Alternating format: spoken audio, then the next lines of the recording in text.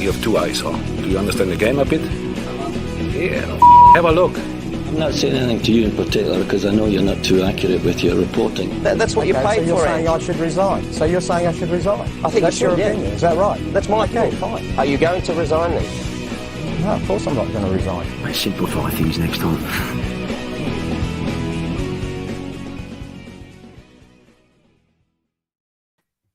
In the grand scheme of the universe, what is 5 minutes late? Okay, guys, let's just settle down here.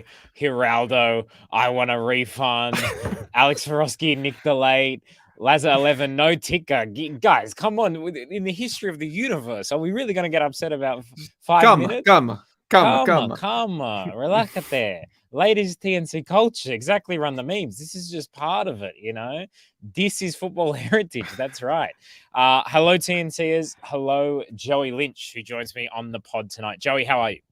I'm going very well. It's been my first weekend off. I have been working, but it's been my first weekend without like games to actually go to for quite a while. The NPL season in Victoria ending last week, so I haven't known what to do with myself this week, and I had to hang out with my partner. It was awful. Shout out, Joe. I love my partner. How did you find that you were having some kind of football detox? How did you find that? Oh no, because I still had to work, so I've been doing a lot of reading and writing about football over the past few days. But just not standing at a freezing cold community grounds in somewhere like Port Melbourne or Heidelberg or somewhere like that. Yeah, Joey's cheap plugs. His work to come. Joey, what are we going to talk about on the show today? Because there's a lot to talk about. We've got Australia Cup. We got Socceroos squad and kit announcement. We've got some NPL chat, I believe. The NPL New South Wales Women's final was on. Of course, we've got some things as I look in the rundown. A-League Women's fixture has come out. We're going to talk about that. 3 weeks out from the A-League Men's. How's that going? We're going to talk about that. Everything that's happened in regards to Garang Kuol and the exciting things that's happening there and the not so exciting things. I mean, it's exciting. It's just a different type of exciting. That's right. Rogic to West Brom. Socceroos, junior Socceroos are going to be in action. And then your questions. This is the most important thing. Your comments, your questions. Everyone's got it. Edmund Our Young, the Queen is dead. How soon is it now? Look, here's what I'm going to say. All right. We're not going to talk about the Queen being dead because that's for every other media outlet in Australia right now. And we're not wearing black like every other presenter, mainly because I don't have that much black in my wardrobe.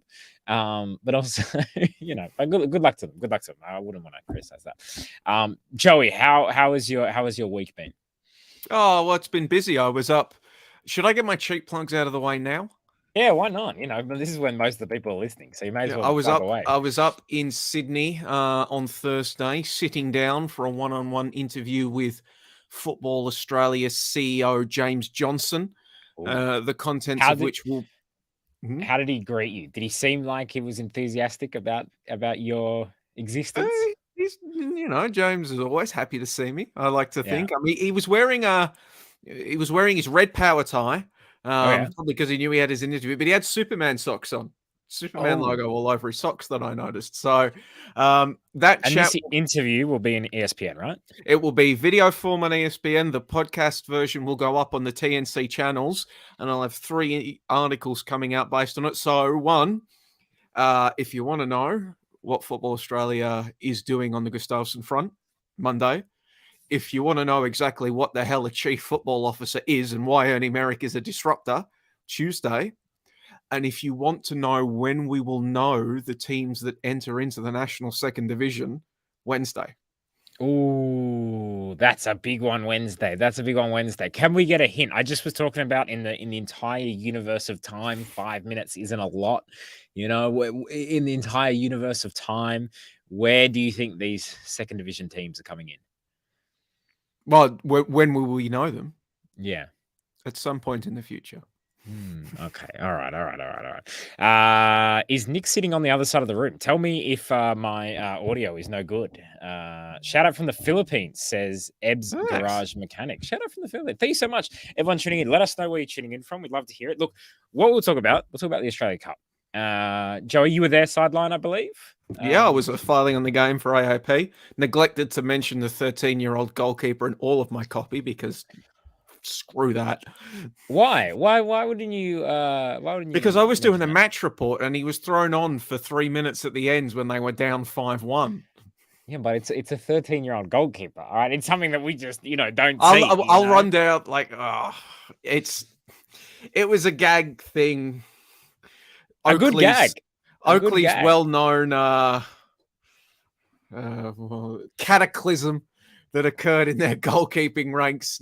All the goalkeepers apparently down to the under-14s goalkeeper injured, so they had to bring in Luis Italiano.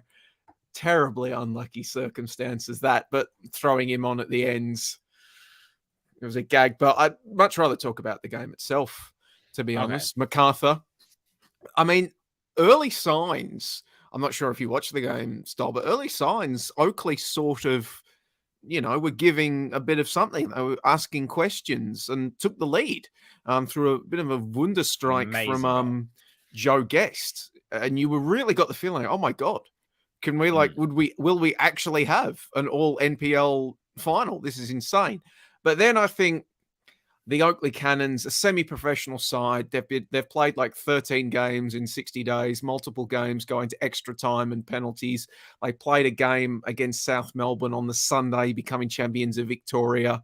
I think it all just got a bit too much for them. And the fatigue and the wear and tear combines with the class of Macarthur's attackers, Toure and Ulysses Davia, and especially Daniel Arzani.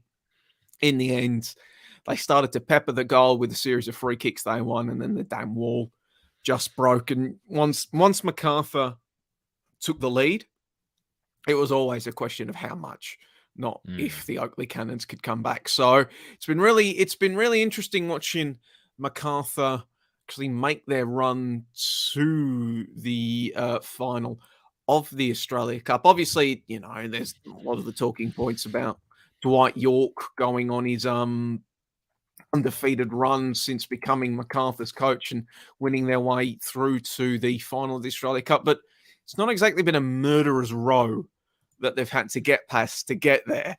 They've beaten, the Wellington Phoenix, the Modbury Jets, Magpies, Crusaders, who I think are now folding and are going to cease to exist as an entity soon. And then the Oakley Cannons. And then to win the thing, they'll have to beat another NPL side in Sydney United. So, I mean, in terms of a confidence booster for all night, Dwight, pretty good run that he's had to settle into his new gig coaching. Do we think that they've improved under Dwight Yorke? Obviously, this is the first time they've made the Australia Cup final. Or are you just saying because we haven't seen them tested against kind of serious opposition, there's not a big enough sample size as well? I think I've seen a few signs now where I think they'll be good going forward. Just the talent is there that they'll be good going forward. And it's interesting. I mean, Craig Noon was there in Oakley during the week, just doing some fitness stuff and warming up. It's going to be, how do they fit these players in? I doubt Dwight Yorke's going to move to play Craig Noon as a wing back. So how do you fit him in that front line when you've got Toure and Davia and all of that? Do you kick Toure inside and play him as a 9? It's going to be, but I'm sort of getting the feeling with Dwight Yorke. Daniel Arzani spoke to him after the game about how Dwight Yorke's got him enjoying his football. He really, he's feeling trusted. He's, enjoying football for the first time in years, which I thought was a very telling quote from Arzani. I kind of get the feeling just Yorke's not overcoaching them. Like, he's given them tips and tricks. Arzani talked about, he gives him advice about where to go in the box and all of that sort of stuff. But I sort of get the feeling that Yorke's not exactly doing a lot of coaching of the attacking team. He's just kind of like letting them play. And when you've got the individual talent that the Bulls have up front, creative talent, I think that's a good thing. Why try to put Davia, Toure, Arzani, even though Lockie Rose is, very much a P&P player, why try to put them in a box? So my big question for Macarthur, and again, we're not going to see it against Sydney United. We know what Sydney United are going to do. They're going to sit back, defend, and try to play in the counter. My questions heading into the season surrounding Macarthur are more on the defensive side.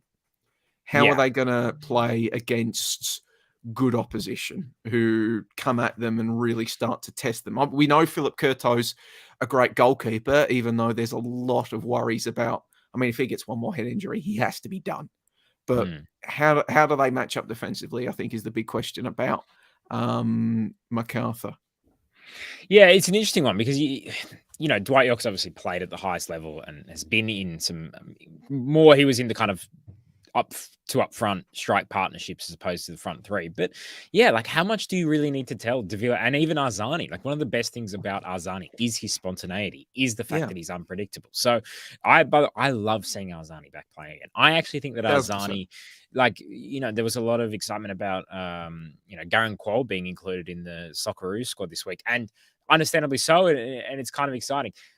I still think Arzani should be in there. I still think Arzani gives you something. I know he hasn't played much because there hasn't been many games for Macarthur to play in, and he won't play much before the World Cup. And this is what I think is going to be very difficult. And I think someone in the comments already asked, if Cumdog has a good performance against New Zealand, should he be in the team? It's going to be hard for these A-League players because you got 6 games. You like 6.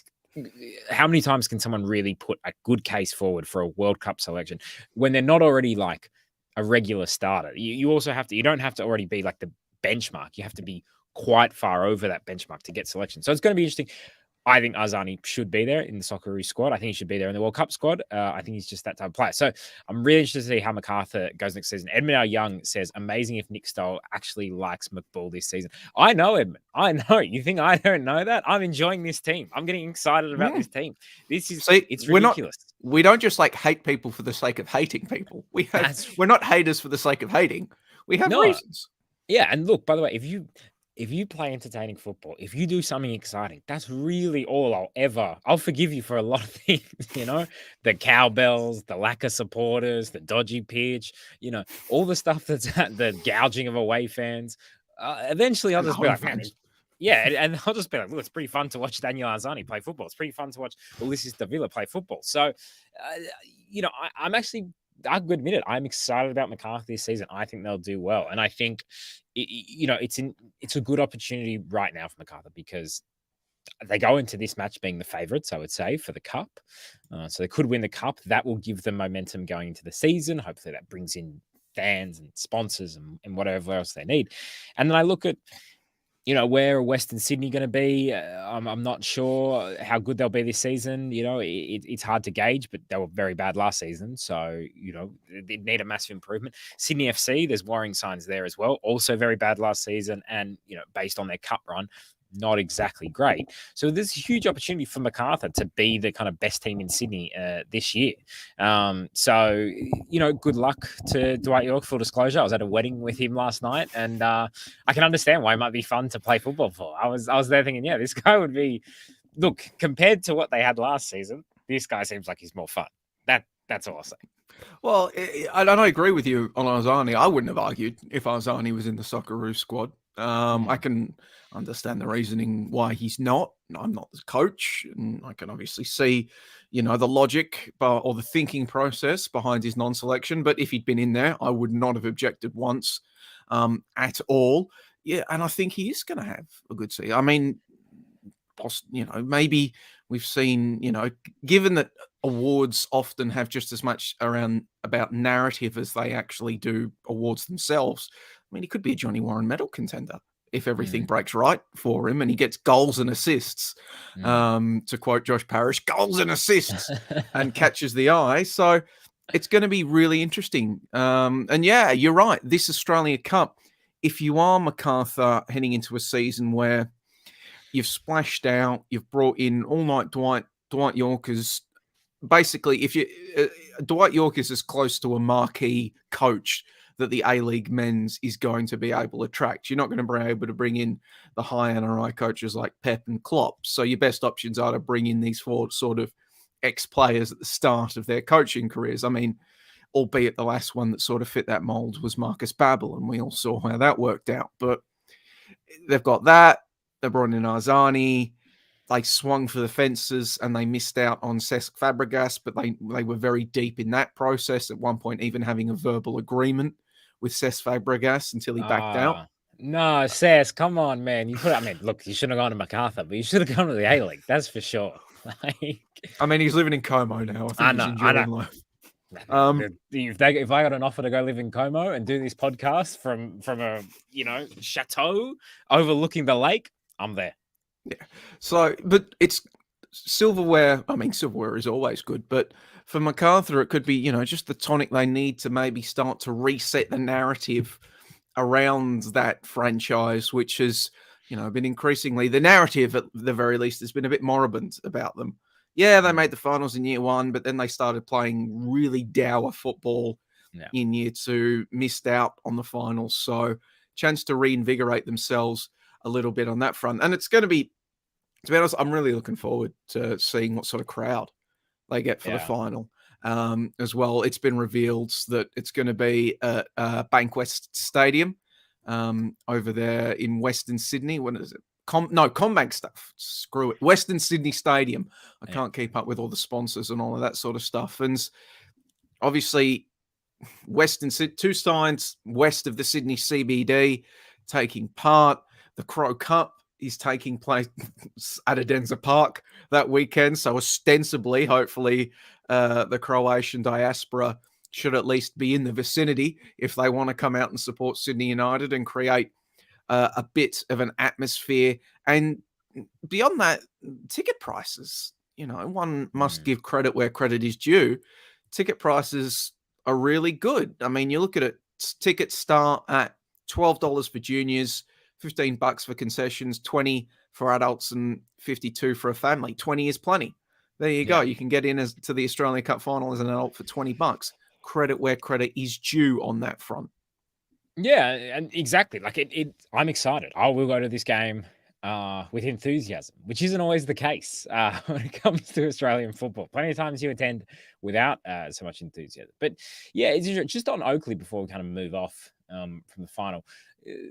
What do you think about kind of their season and also kind of which players and even the coach, is there a chance of them kind of moving up to the A-League and are they a bit underrated because they're in the NPL? I can't hear you, so I don't know if that's my fault or your fault. The Oakley Cannons are an interesting case. They're not one of the big... there's like a big four in Victorian football. South Melbourne, Melbourne Knights, Heidelberg United, and Preston. Those were sort of like traditionally the most well-supported clubs in Victoria. They were in the NSL. There was sort of like an environment where like you'd go and play for your local, like you'd go and play for St. Albans or Chelsea Hajduk or someone like that. And then you'd go and support Melbourne Knights in the NSL. That's the way the team worked. So the Cannons, they're not at that level, but they obviously invest very heavily in their squad, as you've seen. The facilities, they're getting an upgrade on their facilities. To be honest, the support, maybe, do they have enough support to maintain a national second division side? Are they going to be able to bring in enough corporate support and corporate backing and all of the other necessary business things to get ready for a national second division? Guns in my head, I wouldn't peg the Oakley Cannons as a side that could launch as a foundational NSD side. But the beauty of the NSD is if they get it up and they get it right and they fix the mobility between the leagues, there's no reason why the Oakley Cannons can't target a second division. There'll be licensing requirements, there'll be promotional requirements, and they can say, all right, this is the level that we need to be at to enter a national second division. Let's try and hit it. And they've certainly shown the ambition, at least at an NPL Victoria level, in their pursuit of titles and the like, to invest. So, I mean, that's the beauty of an NSD. It's not like when the NSD launches, it's not just for the foundational clubs. If there's a pathway to linking the tiers and linking the pyramids, and there's a clear set of licensing criteria and regulatory criteria, that you've got an aspiration right there for every single club below the second division. Say, all right, we weren't ready right now, but there's where we need to get to if we do want to be in there one day, and let's work towards that. So the Cannons, I think, would be in that category. What do you think of their coach, Chris Taylor? Do you think he should be considered for A-League roles? I know he's kind of a bit older, and that sometimes it I don't know if that is an issue with coaching. Maybe it is. I know teams do like to go for younger coaches because... Yeah, I'd say Chris Taylor's probably a bit seasoned at this point. I mean, he'd be a perfect national second division coach, I think. And then maybe if he proves it on a national level. But the problem for Chris is that he's working 5 or 6 days a week on a building site on a job as site. well. It's amazing. And he's taking on A-League teams. And he does tend to ride the same starting 11 week in and week out sort of thing, which does rely on having better players than your opposition week in and week out, more so than managing a squad and managing tactics.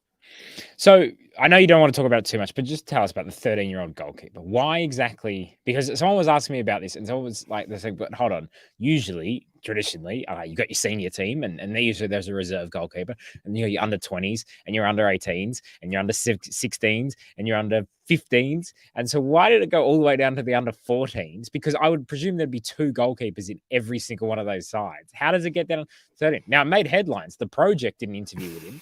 I'd never seen half these people on the Project before. The Project's had a weird lineup since I last watched it.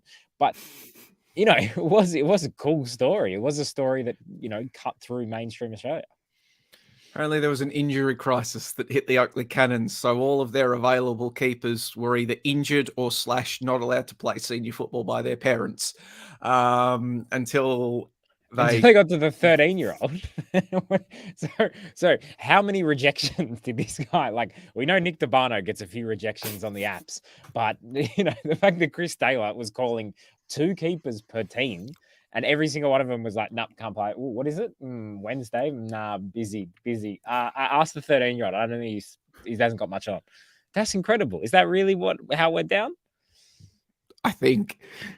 Wow. It upset South Melbourne fans to no end, given that Italiano was signed before the finals and then allowed to play in the finals, although he barely had a save to make in the grand final last Sunday. So I don't think that materially affected the grand final.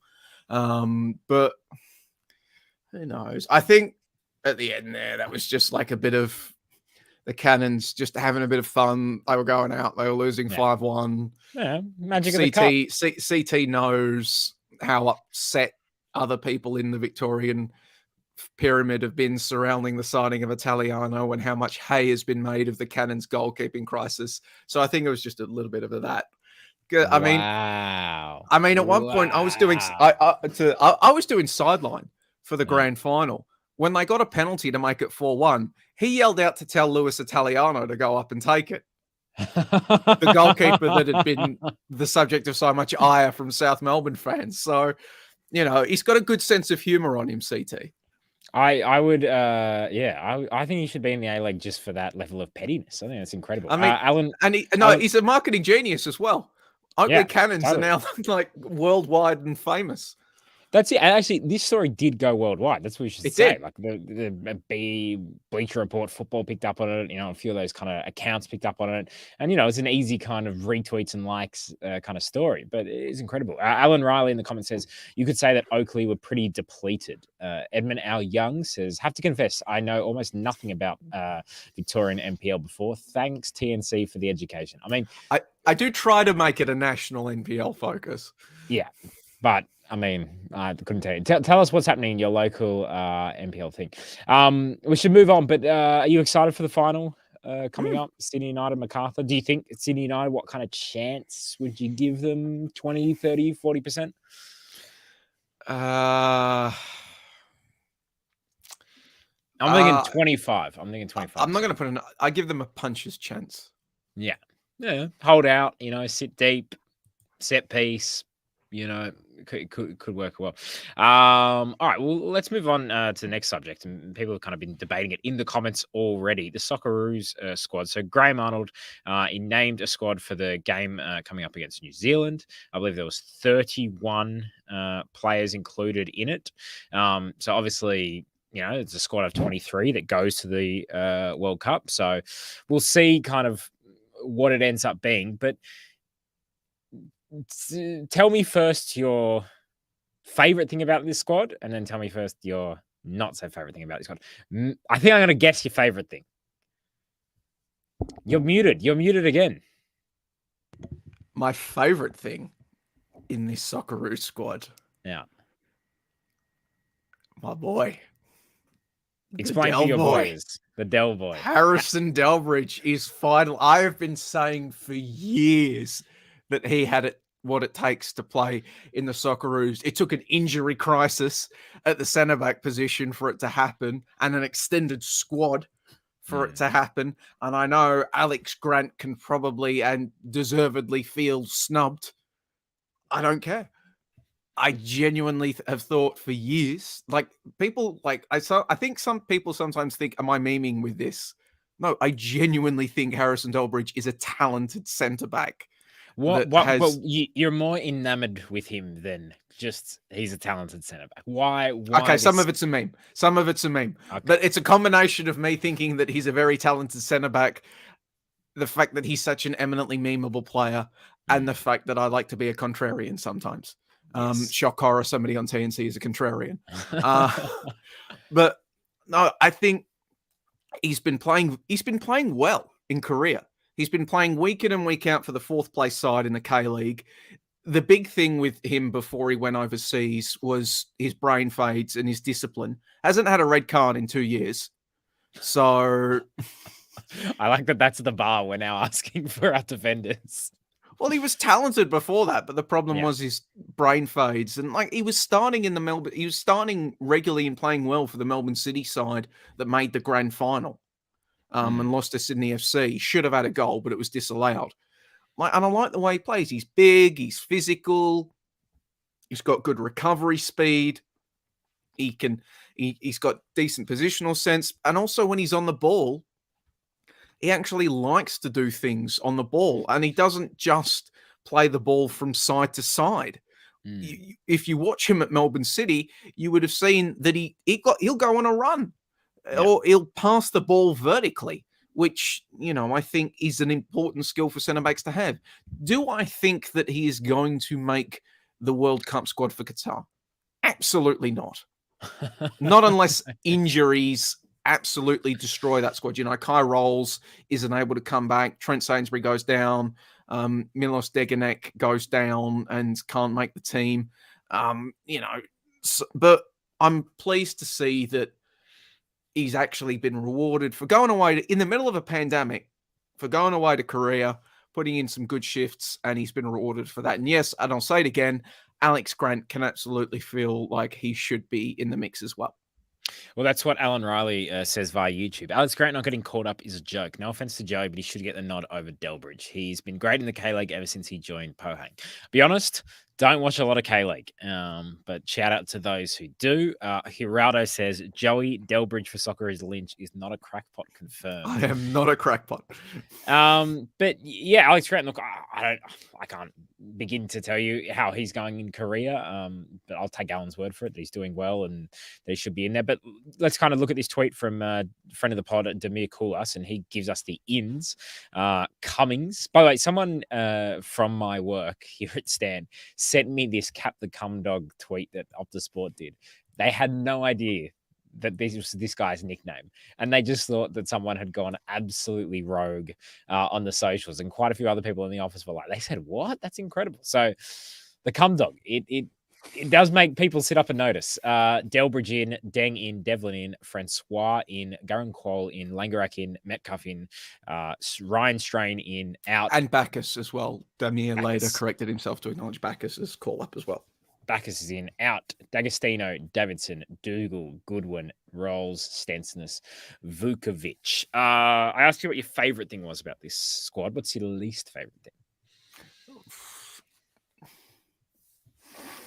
I don't really have a least favorite thing about this squad.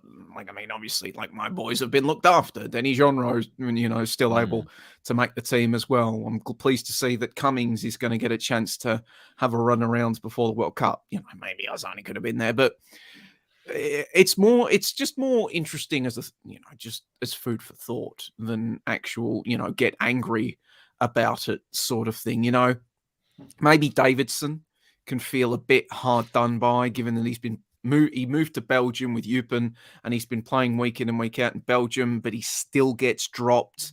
Although it feels as though, despite Bayic's woeful form in Scotland's, it feels sort of like Bayic is nailed on anyway. And obviously Arnie likes King. But Joel King, my understanding is he's also lost his kind of starting 11 regular spot with his club over in Denmark. So, don't know, left back's a bit of a worrying position for, and maybe someone, which is why Davidson can maybe feel a bit sore. But Goodwin and Rolls, fitness concerns, obviously not called up. Vukovic is interesting as well. Previously, I thought that the goalkeeping positions for the World Cup were nailed on. You've got Ryan as the number one, and then you've got Vukovic and Redmayne, the established goalkeepers union, good chemistry in the dressing room, all of that sort of stuff. I think you have to take Redmayne now. If you don't take Redmayne, you have to take Redmayne now. Like, name a 24 he's sort of like squad. He's this World Cup's Timmy Cahill. You sort of have to take him for marketing purposes. Is nothing. Even though, he's a good goal, he's a good dressing room presence as well. But I guess Langerak, if Langerak's willing to come back, he has to be in the squad. He's arguably in the Socceroos. It's weird. Ryan's always played well for the Socceroos, but you contrast with his club career, and his club career really hasn't been going optimally the past few years. Meanwhile, you look at Langerak, and he's setting records in the J League for clean sheets, and he's arguably at Clubland Australia's most consistent and best goalkeeper. So I don't think Langerak will supplant Ryan as the number one, either at these games or in Qatar. I think Arnie will be loyal to Matt Ryan, short of a cataclysmic injury or a cataclysmic performance. But you sort of have to take Langerak, and I'm pleased for Langerak. He's a good bloke. Langerak, I'll say this, Langerak's occasionally messaged me about, my cancer stuff and all that sort of stuff, just to check in how I am, just off his own back. He's a very nice bloke. What a good dude. Yeah, so pleased to see him up. And then let's get to the obvious. Cummings, the Cumdog, belated call up, I think. Would have liked to see him called up for the Japan and the Saudis games.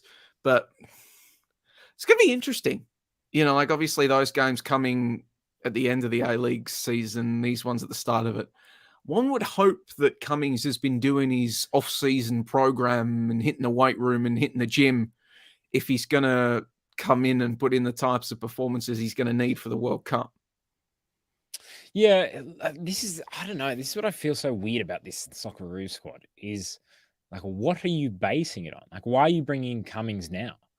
Because it's not like he's been in form, unless, I don't know, Arnie's watching Central Coast Mariners training sessions and he's seen something incredible. I just think, and this is one of the problems of having a gigantically long off season, is that we just don't, and also usually the World Cup would not be during the middle of the season, which also kind of has issues. But yeah, look, Jason Cummings was a bit of a revelation last season and really exciting to watch and showed a lot of quality.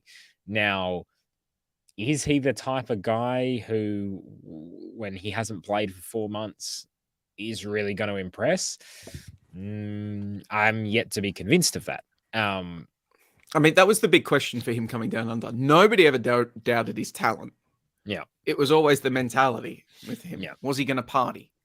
Yeah. Was he going to put in the work at training? Now, he arrived mid-season at the Mariners after doing, admittedly, it was a bit of an interrupted preseason in Scotland, and he hit the ground running. After the world's longest off-season, can he hit the ground running once again, is the question. Yeah. What do you think about Garang Kuol being called up? I mean, let's also talk about the fact that he might be, reportedly, although that report was then disputed by his brother / advisor, who has then since / other things. Yeah, has his own issues. So we'll get to that. I think we'll get to that. Bit. But Garang Kuol. I mean, he has played, I think it's like 189 minutes of Never A-League started football. a senior game. Never in the started a A-Leagues. senior game. He's 17 years old. He's extremely Oh, excited. he's 18 now. He's 18 now. He was 17 a week ago. He's 17 until he's 18. That's how it works. I watched him when he played against Barcelona in that friendly. It was exhilarating to see him take the ball and run at players. He plays with no fear. That is very exciting. That also isn't a huge sample size. You know, I would love to see this guy play more. And I don't mind kind of a roll in the dice on one or two young players. But I do wonder, just to me, I think he's exciting. But there must be other players who are like, hold on. I'm told that I have to be playing regularly for my club, you know, at a decent level to make the Socceroos squad, because the Socceroos squad is a thing that you earn. It's not just given to you. And then a kid who undoubtedly has a lot of talent is put in the squad after 189 minutes of senior football. I'm conflicted. I'll be conflicted. I mean, they're completely valid concerns. Yeah. I mean, if this was a 23-man squad, even, you know, allowing for the outs that have come in and all that sort of stuff, I don't think Garang would have been named if it was a 23 or even a 25-man squad. What this feels like to me is sort of, when you think back to the very first squads that Arnie had when he took over post-Russia, he brought two young players in that were never intended to see the field, but he sort of like brought them in, get them involved in the senior camp, have a look at them up close, that sort of thing. They were Dennis Jonro and John Iredale. Obviously, John Iredale hasn't kicked on and become a senior Socceroo, but it did work for Dennis Jonro. Now, maybe one can make the argument that it would have worked for Dennis Jonro regardless of had he been exposed to camp or not, because he's got the talent. But it sort of smacks to me like that. Like, we were expecting a 30-man squad. It's a 31-man squad. Maybe it's just a case of you've got extra slots. It's an easy win. Maybe it helps, maybe it helps him get a work permit somewhere if he's a CAP senior international. Maybe it secures his loyalty. So it's one of those situations where, I think Garang's going to play. I imagine in the second game in Auckland, you'll see a lot of these players. Like, you'll probably see Garang get some game time. You'll see Tyrese Francois get some game time. You'll see Delbridge get some game time. You'll see Cummings get some game time in the Auckland game. I think, because we've already talked about what state that pitch might be in. So given that there's rugby games, 2 rugby union games on at the day prior, I get the feeling he's going to play. So he will become a capped international, albeit he won't be tied because, they're not proper games. But, maybe it's just a case of that. So it's going to be interesting. I think if you are watching along on the live stream, leave us a comment if there are any other players you want us to discuss. But happy to see Cameron Devlin get called up. I think it's been delayed. The problem for Devlin, I think, has been, and this is also a problem for Jake Brimmer, who didn't get the call up, much to the chagrin of Victory fans, is just there's a ton of depth at the central midfield position in this Socceroos squad, and young depth as well. I don't know if I would call it depth or there's a ton of players at a similar level. Well, that's a kind of depth. Yeah. There is a lot of decent players, but to me, there's no great central midfielders. Well, I mean, there's also the case of, Kenny Dougal has been dropped from this squad, who's been a sort of mainstay in this team. I mean, you look at the midfielders, keeping in mind also that Jake Brimmer hasn't been playing because he's been stuck in the world's longest off season, and Melbourne Victory lost their first competitive fixture in the Australia Cup, the round of 32. So he played one competitive fixture in the span of months. You look at this midfield: Keanu Bacchus, Cameron Devlin, Tyrese Francois, Dennis Jonro, Aiden Hrustic, Jackson Irvine, Riley McGree, Connor Metcalf, Aaron Moy. Who are you dropping for Brimmer? Probably Francois. Yeah. But Francois has been played twice in the Premier League this season and has now, been deemed good enough to come off the bench in the Premier League and has now been loaned out to the Hyanel, Croatia, Gorica, and he's been a regular feature in the Olyroos and the junior national team setup. So maybe the other one, you could make the argument, maybe Connor Metcalfe, but Connor Metcalfe on natural talent, exciting prospect. He's made the move to Germany. He's got his first goal in Germany. He's already been capped in the national team setup, so there's a familiarity there with the camp. It's sort of like the situation with somebody like Brimmer that there's just a lot of similar players there. And I don't know, if you're not a Melbourne Victory fan, it's difficult to see who he actually comes in for in that midfield. You can make a case for everyone in that midfield over Brimmer. You can make a case for Brimmer, but you can also make a case for everybody in that team. Logan Potter, Tom Rogic, talk him now. Logan, your grammar's lacking a little bit, but I like where you're heading. Rogic is an interesting one because he is one of our most talented players of the last 8 years or so. He's just signed for West Brom. One of the most talented, highest potential. Yeah, just signed for West Brom. I don't know whether he's played yet for West Brom. I don't believe so. He literally just signed, I think, this week. To me, it's a bit of an underwhelming move after, you're leaving Celtic and you had all this time off and, eventually, I don't know what moves fell through. I can't imagine he would have left Celtic, become the free agent. If this there was talk that he was off to Cyprus. So if it's this or Cyprus, this is an upgrade over Cyprus. Totally. And Indonesia as well. So I don't know. It's a very strange one. And also there's still the issue of we still don't understand why he left the Socceroos squad kind of prematurely, prior to. So, and it seems like that is an issue. Reading some reports around the squad, it seems like that's an issue, with Arnie or with some of the players within the squad. Do you think he's any chance of coming back? And how open-minded do you think, both Arnie, the other players, and the Australian football public need to be? If he hits the ground running with West Brom, do we need him? Is he one of our best options? I think he's a chance. I think he's going to have to play very well at West Brom to break back in. I don't think he can rely on name recognition or I'm Tom Rogic to get in. Whether you disagree with that or not, I think reading some of the reports, obviously there's been reports Robbie Slater has not been impressed and, has been calling for explanations and has been having a go. And we know how close Robbie Slater is with Graham Arnold's. Can we read into that they share similar thoughts? Maybe, maybe not. I think in terms of, I don't want to say forgiveness because there's nothing to forgive. Like Tom Rogic, he withdrew for personal reasons. I have to imagine that there were legitimate personal reasons to not play in crucial World Cup qualifiers and to just disappear off the face of the earth after leaving Celtic. I'm not going to judge him for that. So he's got nothing to apologise for. And there's no need for forgiveness. But for lack of a better word, I'll use the word forgiveness anyway. It sort of goes in the reverse order of what you said. I think the public will forgive him very quickly. I think his teammates will just understand this is a job. Teammates will have his back. Players will understand. It's about whether or not he convinced the coaching staff that it's worth it.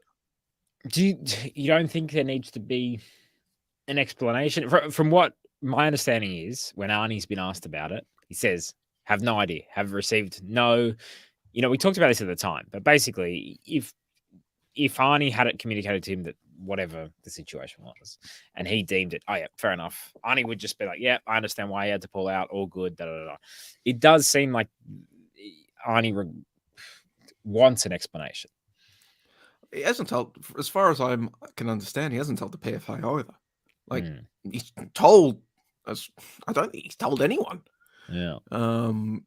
Which is his right to do so, but it's also... you have to deal with the consequences of that. Do you know what I mean? Yeah, and that's fair enough. Yeah, I'm not going to argue that point. Like I said, I don't expect an apology. I don't expect an an explanation. He doesn't need. I don't feel like I need to forgive him for anything. I don't feel he needs forgiveness. I'm also not picking the Socceroos squad. Just on Kuol, this rumored move to Newcastle United. What are your thoughts on it? There's talk that he would be, and let's just go off this reporting and assume that, and something like 42,000 Australian a week. It's quite a big assumption because, there's always details in contracts, but apparently 42,000 Australian dollars a week. That would mean that he's on about $2 million, over $2 million a year. That, is double the best paid AFL player, be one of the best paid Australian athletes in the world. He, like we said before, 18 years old, never started a game. There's also talk good work if you can get it. Yeah, there's also talk that he would be at Newcastle United, but he would be loaned. He'd be trying to get a work permit, so he'd be loaned out potentially. I wouldn't struggle. He just wouldn't be able to get a work permit to work in England. So he would then there was talk that he'd be loaned out to Portugal. What do you make of all that? It seems like, look, first of all, let's be honest, fucking amazing if you can get that amount of money at that age. Like, congratulations to you. Take it and run. But secondly, obviously your career is going to last longer than your contract, hopefully. And we want you to, have a long contract, and we want, and we've seen it so many times before. And like Daniel Arzani's a good example. I think he was much further ahead. He was playing regularly for Melbourne City at the time. He was one of their best players. He was playing in the Socceroos in the World Cup. He was coming off the bench. And then he went to Manchester City and it didn't work out for whatever reason. We've seen over the years very talented youngsters go to big name clubs, and it hasn't worked out because of the lack of opportunities, because of a bad setup, because injuries, because whatever. This makes me nervous. I just say this potential moves makes me nervous. I agree with you. Like I said this on the show either last week or the week before that. He's got to be very careful with the decision that he makes because, it's about situation. It's about, where am I best going to? Yes, money is important. I get that. Like trying to tell somebody like $2 million, that shouldn't play into your thinking. Piss off. It shouldn't play into your thinking. It's $2 million a year.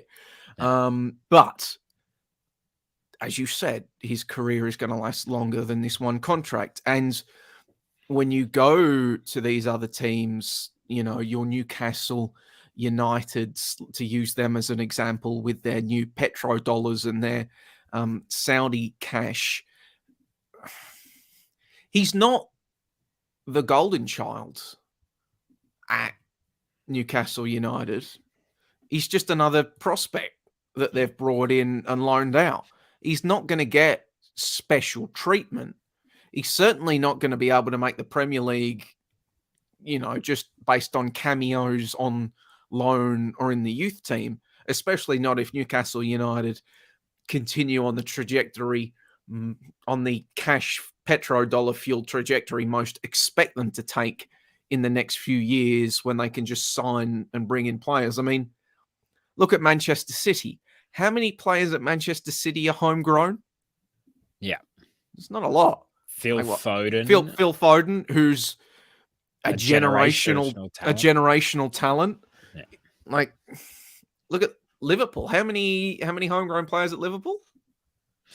Yeah, not Alexander Arnold. Yeah. Like, Harvey Elliott. Generational, but I think maybe they even signed him. Yeah, but so like these big, massive clubs, it's a question, it's questionable, the pathway. So, yeah, and obviously the news that's come out surrounding, his family situation and all of this stuff. I mean, if you want to bring up the tweet, we can talk about it. I mean, we can talk about it because it's been officially, but there's been reports talking about the tug of war that comes out. His brother was very active on social media, advocating on his behalf and nonsensing reports and all of that sort of stuff. And then the news breaks a couple of days ago that a warrant has been issued for his arrest because he skipped out on bail, and he's been charged with a series of offences in Shepparton. If he's advising him, like, it's not ideal, is it? No. I will say it's also not the first time that an advisor has been caught, having an issue with the law. So, there's a bit of football heritage. It's football heritage, but like this is like, and it just makes you question like the decision-making process. The decision-making process behind these sort of things is the developmental situation at the forefront of this situation. Nicholas via YouTube says Newcastle aren't exactly known for developing talent either. Would be better if he went to somewhere like Dortmund. I mean, I don't know if Dortmund I agree with, absolutely. Yeah, I don't know if Dortmund is on the table. Like, I don't know. There was talk, for example, that Barcelona were potentially interested. I highly doubt that. Barcelona have, they have an academy. It's quite good. They have some pretty amazing players coming through. All right, similar age to Garang. There's a report from an outlet, an Italian outlet, that Garang does indeed have interest from Borussia Dortmund. Okay. All right. Well, I think that would be very interesting. But yeah, look. And Ajax as well. Where the hell does Ajax come from? Mustiamini went to Borussia Dortmund. True. And it didn't work out. And we were very excited about the potential of Mustiamini. He was there under Klopp, and just because you go to a big club, I kind of think like Sarpreet Singh to Bayern Munich, another one. I know he's not Australian, but it's a similar. He's story. battled injuries. He's battled injuries, but he was never getting into that starting 11. Let's be honest. Like, he was, I wonder if New Zealand fans like make TikToks, like making fun of Arzani, or Singh has a legion of people lining up to kick him while he's down in New Zealand just because he got injured overseas. The thing as well is what'd be interesting for Garang Kuol is his brother, A-Liga Kuol. A-Liga Kuol was obviously, very Stuttgart. impressive here in the A-League, went to Stuttgart in Germany, a big started some games before club. he went. He started some games in the A-League. I don't think started any games for Stuttgart, and he's been there quite a while now. He's played in their second team a bit, and he's been on the bench for the first team. I don't think he's made it onto the pitch. I don't think he's made it on the pitch. He's played in their B team, their second team, whatever. But their second team plays in like the regional Liga. Regionalia. I don't pretend to know like the quality of that, but it's essentially the third, fourth, fifth division of Germany. Yeah. So I just think you want to go to a place where you're at least in the top two divisions in that country and you're playing regularly. And just sometimes these moves, I think they get that. And look, like we said before. Well, even if it's you sign with a bigger club, but you've got assurances you'll be loaned to a situation like that in your first year. Yeah. Yeah, it's interesting. Look, I will say this kid is super exciting. And he's got a ton of talent. Seat. He's really exciting. He literally got me off my seat, which, unfortunately happens rarer and rarer in Australian football. He got me off his seat. So excited to watch him play. And I'm really excited to see where his career goes. I just hope that his career goes to a place where he's playing kind of regular football. So it'll be interesting. But in saying that, if that's what the money is being offered, I totally understand why he'd want to go there. I just hope that there are some good people around it. Maybe when he gets into Socceroos camp, he can have a chat with some of the lads. So people can put their arm around him and help him go to a situation where he's going to maximize his undoubted talent, and where he can work hard, put his head down, and really turn into the player that he's shown signs that he might be able to turn into. Absolutely. All right. Let's get on to the thing that a lot of people like to debate, which is the kits. So we're bringing up now, if you're listening, go to the 54th minute of the YouTube stream because we've got them on screen here. And a blue ad. That's not very Ned's level of unique style. Well, look, I'll find another website to show it. Hold on. Hold on. I'm just amazed you don't have ad block on your browser. I think I should. Maybe it's getting past. Just bring that one back up. That was a nice picture. No. Here we go. So we'll start with the home kit first. I'll use the official Socceroos one because they've got the white socks, which I think everyone was Which is quite very happy good. about.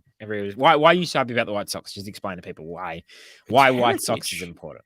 It's just Australian football. Well, one, the kits just look far better with white socks, and B, it's heritage. It's just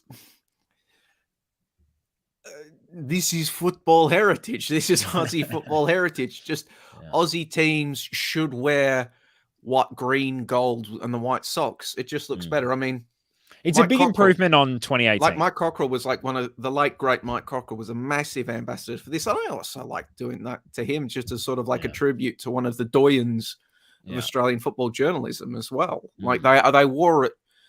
Like, remember when he passed away and the Socceroos played like the next day? So they wore white socks in honor of him. I love that. Just wear white socks all the time. 2023 World Cup as well. Get the Matildas in white socks. Yeah. Look, one thing about kits, and I'll say this. I probably am one of the few football fans who doesn't care too much about kits. Like I'm not fussed about kits either. Yeah. I'll buy one every now and again, but yeah. Basically what happens to me is if you play good football or there's an amazing player in that kit, I will suddenly think that is an amazing kit. I retroactively go back and say that was a great kit because I remember, Raquelme in it or whatever. I'm a bit more keen on kits than you are, but I don't froth them. Yeah. So, Edmund A. Young actually says home kit looks like the Bafana kit. I kind of see that. Yeah. The yellow's a bit of a different. The shade of the yellow, and the green. The only real problem I have with the kit, I find the placement of the number under the Nike tick very odd. It just looks a bit weird to me that they're next to each other. Maybe that's not a big deal. I would put the number 9 in the center. And here's also what I'd say is that really the only people that you should be worrying about liking this kit are the people who buy kits regularly. I'm not going to buy the Socceroos World Cup kit. If someone gives it to me, great. Love it. Send it to me, Nike. But it's not to me that appealing. Football influencer Nick Stoll. Yeah, exactly. Whereas I think people who really do love kits and, I think they like kits that are a bit different as well, a bit more memorable. Nigeria. What Nigeria do?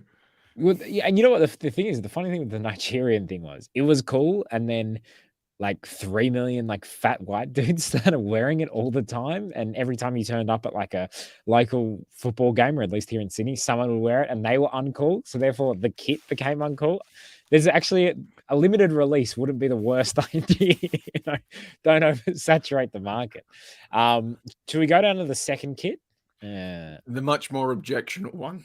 I mean, this is a rashie. Like, come on. I've seen this down the beach. Like 8-year-olds wear this. This is it's a bib. It looks like he can't eat his spaghetti properly.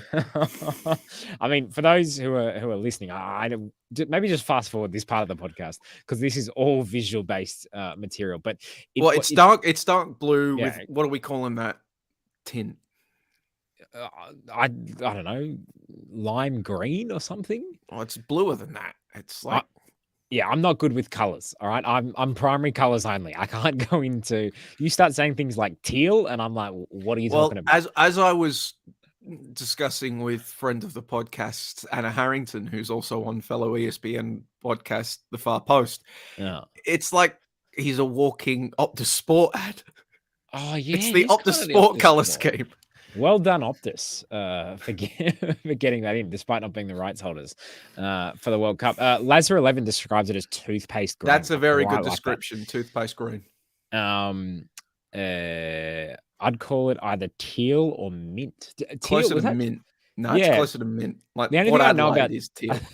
Wasn't teal the thing that knocked the Liberal Party out at the election? That was the whole teal thing, which exciting times. Hiraldo says kits are fundamental to on-field success, and I'll not hear otherwise. Tell me, Hiraldo. Maybe it's actually on me, but I'm sure there is a team that had a lot of success with bad kits, or with a bad kit. Has anyone won a World Cup with a bad kit? I'm trying to think.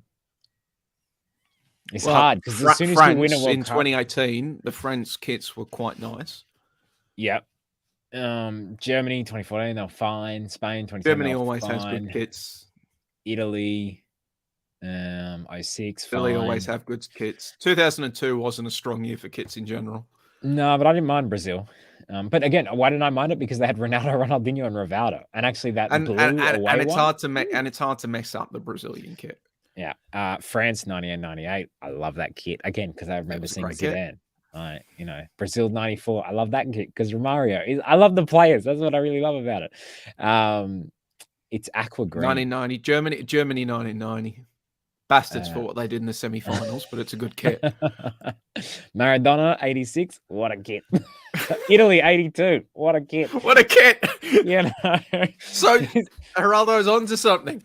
Yeah, it's true. It's true. Kit's fundamental. But when I say what a kit, I mean what a team, what a player. Well, that's maybe it's more so the fact that teams likely to win the World Cup have more sway when it comes to the kit design process and can tell the silly bastards in the design department not to mess with it. Well, I think as Geraldo pointed out, that bib thing that Nike have for a bunch of World Cup kits is awful. Oh man, not as awful as the Portuguese kits, but still pretty bad. That Portuguese kit is horrendous. Let me tell you something. Portuguese looks like a sailing flag or something. Portuguese flag. That was the most disrespectful thing they've done to Cristiano Ronaldo ever. They've just decided, look, bro, we've seen how you're playing at the moment for Manchester United. You're not going to win the World Cup. We're putting you in a horrendous kit. Hopefully, it becomes like a meme and people buy it in 20 years as like a kind of joke thing. But no way is a team winning the World Cup with that kit. The Portuguese kit is off. I will say with I should wear the away kit as their home kit. The away kit is actually quite clean.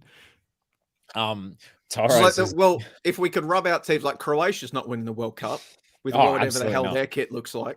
Absolutely not. I mean, some would say they're not winning the World Cup ever. They seem like they're cursed. We're trying to summon him, are we? Yeah, until you could come on the show if you want to deny that. Toros has a very good Links memory in the chat. because he says Uruguay in 1930 was pretty crap. Toros, I don't even know if they had the concept of kits in 1930. Didn't they just wear whatever was around? Are there color pictures of Uruguay 1930? Can I just say with man, that is a clean kit. Oh, all right. Can you share the screen? Can we see what the Uruguay 1930 kit as an overlay image? This might be the most nerdy TNC. Yeah, us. We're not really big for kit culture. Also, us. Let's look up Uruguay's 1930 kit. Can I just say that shame on the people who Photoshop these kits, because Hrustic is my favorite player in the Socceroos by a mile at this stage, and for him to be put in this, for me, the first time to see this kit on his body, like. You had to do it to him. You couldn't just do it to someone else. I think it's terrible. Here we go. Here's the Uruguay 1930 kit. That's a great kit. That's a good kit. Talking about, Torres? Yeah, that's like a classic. Doesn't that look like the centenary kit that the Socceroos kind of botched a little bit with the rollout? Not 2 sizes too big. That was. It's for the podcast listeners. It's a sky blue kit with a white collar. With a tie up front and white piping around the wrists. It's a long sleeve top. It looks great. It looks great. I don't know what you're talking about, Torres. Anyway, I think that's enough kit chat for now. A-League Women's fixtures. Joey, tell me what has got you. What are your thoughts about this? Well, it's interesting. We sort of knew it was coming. It was highlighted in in some of the communications surrounding the A-League Women's competition being moved completely onto 10 play, which I'll get your thoughts on in a second, Nick Stoll, as a broadcasting professional that they are. But one, I think it was great to just see a fixture with 20 rounds on it. It's not full home and away just yet. That will be coming next season, but awesome to see that we are moving towards, giving Australian players more games, more minutes, more opportunities to go out there and make a living. It was baked into the CBA, increases in remuneration for increased work. So not this increase in the season length is also going to see a boost in remuneration. So it's great to see the season length being extended. As it was said in the press release, they've moved back towards so-called boutique community grounds. So you've got like places like CB Smith Reserve on there, City Vista Reserve, Marconi Stadium, Macedonia Park, all of these smaller community grounds, supposedly more intimate, I guess, more family friendly. You can't stage A-League men double headers at these grounds, so people only have to pay for an A-League women's ticket to get in. So that's going to be interesting to see, which I think is really interesting. Like, one of the things AFLW seems to have got right and also not got right, but there's a lot of, I think, for the baked on AFLW fans, there's a lot of love for like playing games at like Icon Park and Whitten Oval and these more suburban community grounds where it feels a bit more like a fete, more like a picnic, a day out sort of thing. So it feels sort of like the A-League Women's is trying to, Danny Townsend has gone on the record on a number of occasions saying that the people that watch A-League Women's, the core audience is different than the A-League Men's. So it feels as though they're going back towards that sort of audience. The timings is also very interesting. We've now seen, simultaneous kickoffs confirmed, lots of simultaneous kickoffs across the weekends. So there's a new Goal Rush production coming. I've been sworn to secrecy surrounding the details, but there's going to be more details surrounding that coming out, which is going to be interesting to see the take up on that. But I'll kick it to you for your thoughts on the broadcasting situation in a second, Nick Stoll, but also going to be interested to see sort of the cut through that it gets. So the season's starting on November 19, Canberra United versus Perth Glory and Brisbane Roar versus Newcastle and Western United versus Melbourne Victory, 19th of November, 4 days before the Socceroos will commence their World Cup campaign against France. There's not a clash. In fact, the A-League women's games will lead in, but there is 4 games on the afternoon of the 26th before the Socceroos take on Tunisia at 9 p.m. that evening. I'm going to be very interested to see just how much coverage and excitement the A-League women's competition is going to be able to muster when it's launching smack bang in the middle of a Socceroos World Cup campaign. I can't blame the APL for that. Like, this Qatar thing, you're damned if you do, damned if you don't. Mm-hmm. It's being played in November, December, for what is hopefully one time only, because of less than savoury reasons that we won't get into with the bidding process and all of that. And Sepp Blatter sitting in a chair as fake cash falls around him. But yeah, it's going to be very interesting to see the cut through. But like you, Nick, when you've worked in broadcasting, you work at Stan Sports right now, subscribe to Stan Sports, home of the Champions League, also subscribe to ESPN, home of many fine broadcasting and sports. And you also worked for SBS The World Game, where you went to a lot of effort to bring women's football to a larger audience and get women involved in the coverage and all of that. What was your reaction when you saw all the games, no games on free-to-air telly, but they're all out from behind the paywall on 10 Play? I think, without knowing the specifics around what Channel 10 wanted, I think overall it's probably a good thing. I think being on free-to-air is maybe a little bit overrated.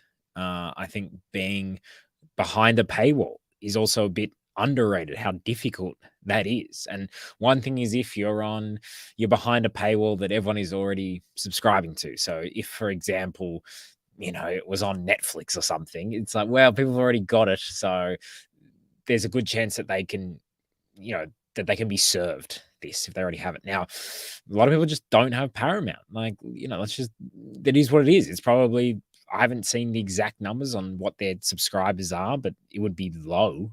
It'd be lower than all the other major players in this country. And they failed to secure, the AFL, which there was talk of, which would have seen them get an incredible boost in subscribers, but they haven't done that. So I think overall you want to I think YouTube is still one of the best places that the A-League men's or women's could be on. I think forget free to air, put games on YouTube. Because everyone has YouTube now. Every phone has YouTube. Every TV, as long as it was bought in the last 6 years, has YouTube. Every app has YouTube. The YouTube player is going to allow you to pause, rewind. Like we're on YouTube right now. There's comments coming in. I think that's important. Now, 10 play. Do a lot of people have 10 play? I'm not sure what the download numbers are like. I've watched a lot of you can access it on your browser. Yeah, I've watched a lot of 10 play for the Australia Cup. I use it for that. So, and it seems fine as an application. I would like it to have a better user experience, pause, rewind, all that kind of stuff that we talked about in the thing. But again, with the A-League Women's, it wasn't like that. It was on free to air last season on 10 bold, and it wasn't like that propelled it to an incredible level. It was pretty much similar to what it's been in the previous years. So and if it was on a decent trajectory and 10 thought it was going to go in a certain direction, I doubt it was the APL's idea to take it off 10 bold. So, and that probably tells you about the numbers it was doing.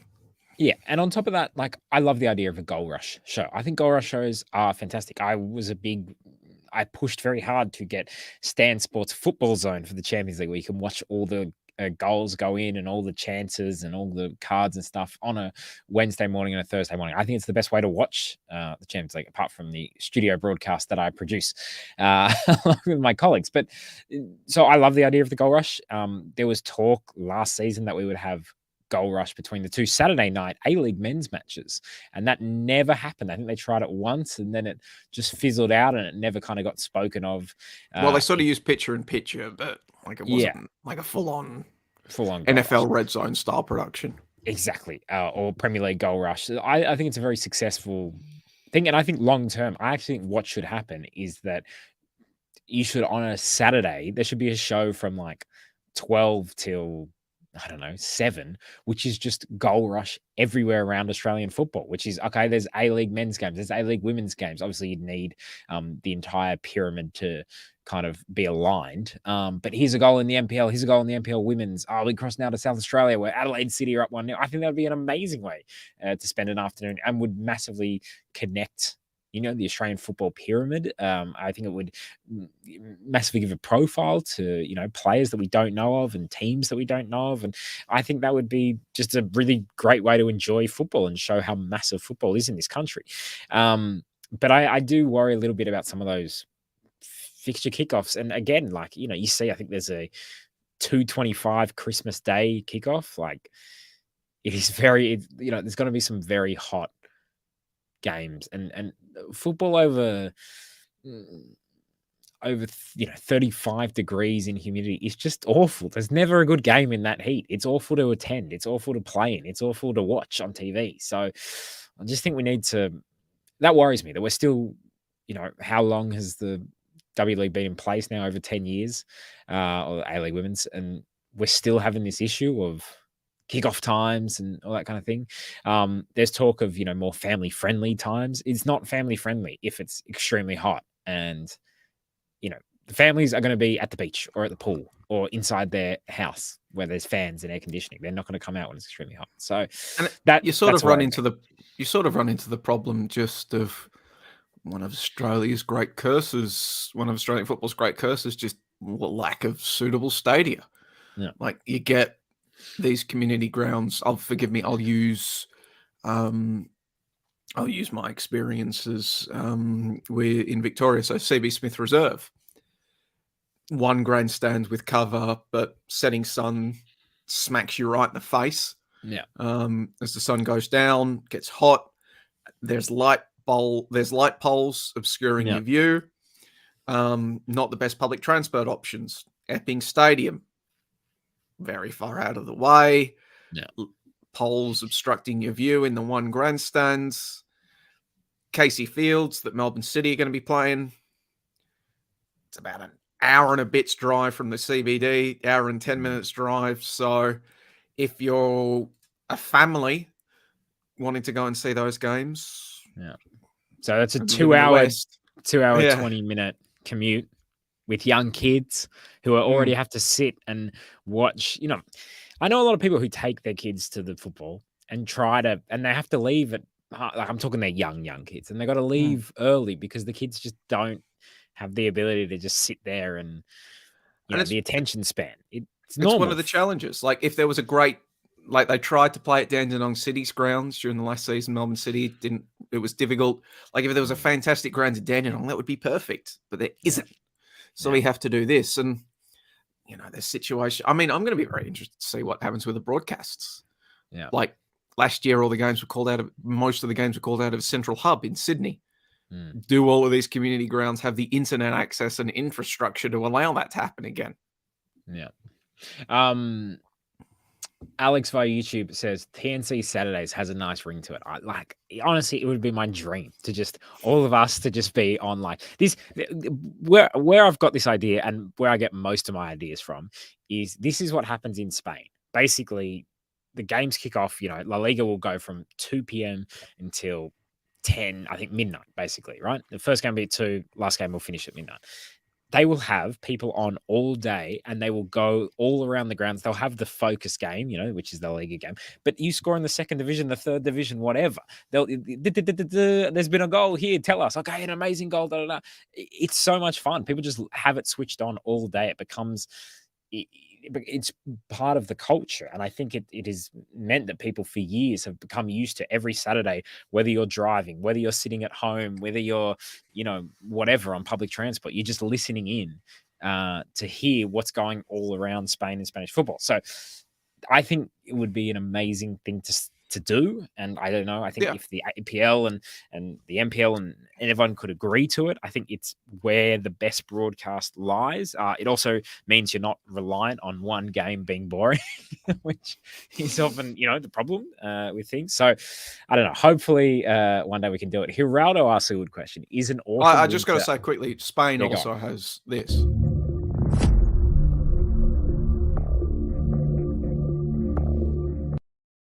Oh, we didn't even get him saying it. It was El Chiringuito. But, I mean, that's the other thing is, imagine this show on a Sunday, if we'd been able to be exposed to a goal rush all Saturday, how much we'd have to talk about. Did you see this goal in NPL Queensland? And wow, there was this incredible moment and da-da-da.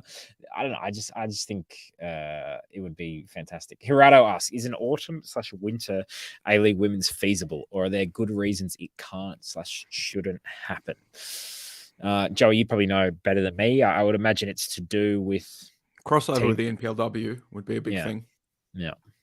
You'd effectively be decapitating a lot of NPLWs, even more to the extent that you sort of already are.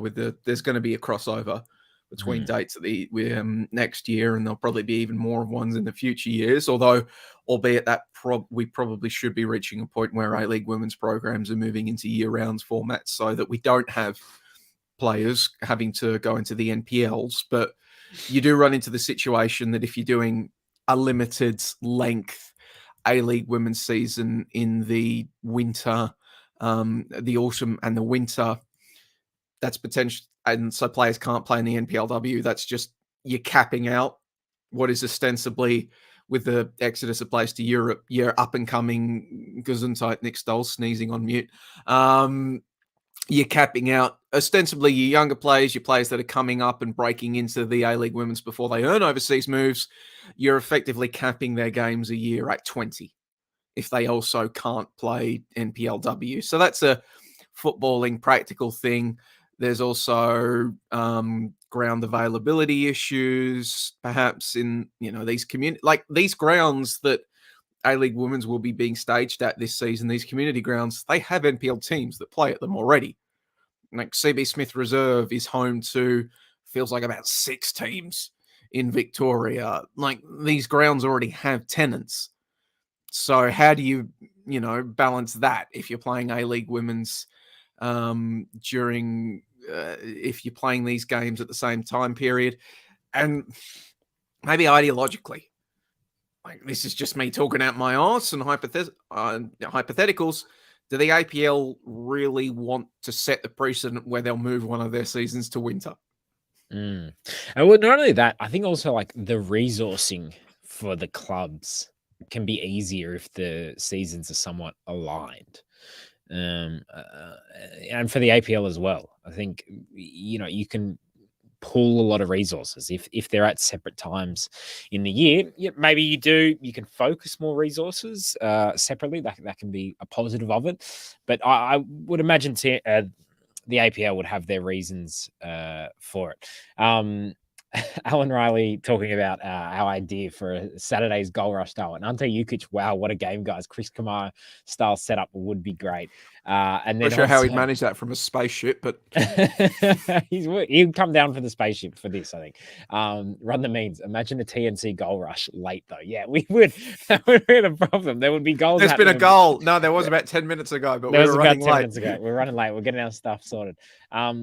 Yeah, look, it's interesting. We'll see what happens, but hopefully they have a good season. Hopefully there's cut through, and no, but Geraldo's right though in the sense that with a longer, more professional A-League Women's, that takes one issue away, but there's still a number of other issues as well.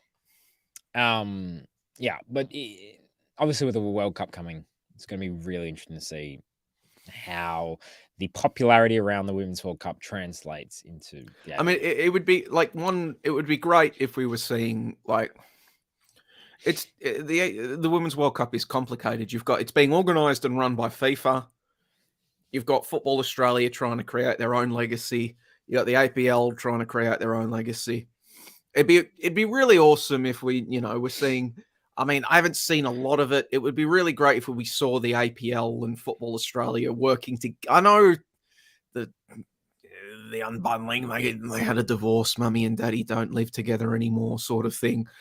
It would be great if we could see a united front on this sort of setup and, combining their powers for infrastructure and sorting out the pathways and, because they do control separate aspects of the pathway, like Football Australia controls the NPLs and the NTC programs that will produce players that 99 times out of 100 will go to the A-League Women's to get seasoning and develop before they are able to get overseas. So they really do have to work hand in hand on this thing. So that's another potential pratfall in Geraldo's talk about the APL moving to winter.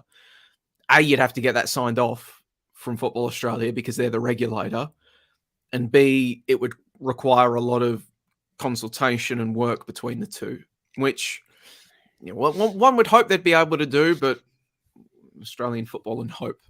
What is it? It's not a what? It's not a strategy. It is not a strategy. All right, let's move on because as Alan Riley points out, there's a few football games that are starting that I'm sure people want to watch. Who's leading the Brownlow? No idea. Gary Ablett, presumably. You were excited though about the weekend results, weren't you, Nick Stoll? Yes. Today I looked up on Google to discover that Geelong, my team that I haven't watched all season and never watch unless they're in a grand final, are in the grand final. So I'll be cheering them on next week. I had to look up what their song was because I had forgotten. Give us a few renditions of their song, Nick Stoll. Well, I gave a few renditions of other songs where I just put Geelong's name into it, which I think AFL fans should do. What is it, like Good Old Geelong Forever? You gave it one of those? Good old Geelong Cats forever. They know how to play the game. Or, they're playing against the City Swans, right? If I'm a Geelong fan, I'd be saying, cheer, cheer the blue and the white. Oh, the mighty, blah, blah, blah, blah, whatever. Look, football's way better. It's a much superior sport. Let's focus on that. What I wanted to, bring up 3 weeks out from the A-League. How's it tracking? Matthew Pappas asked, where is the A-League advertising campaign for season kickoff? We are 2 weeks away.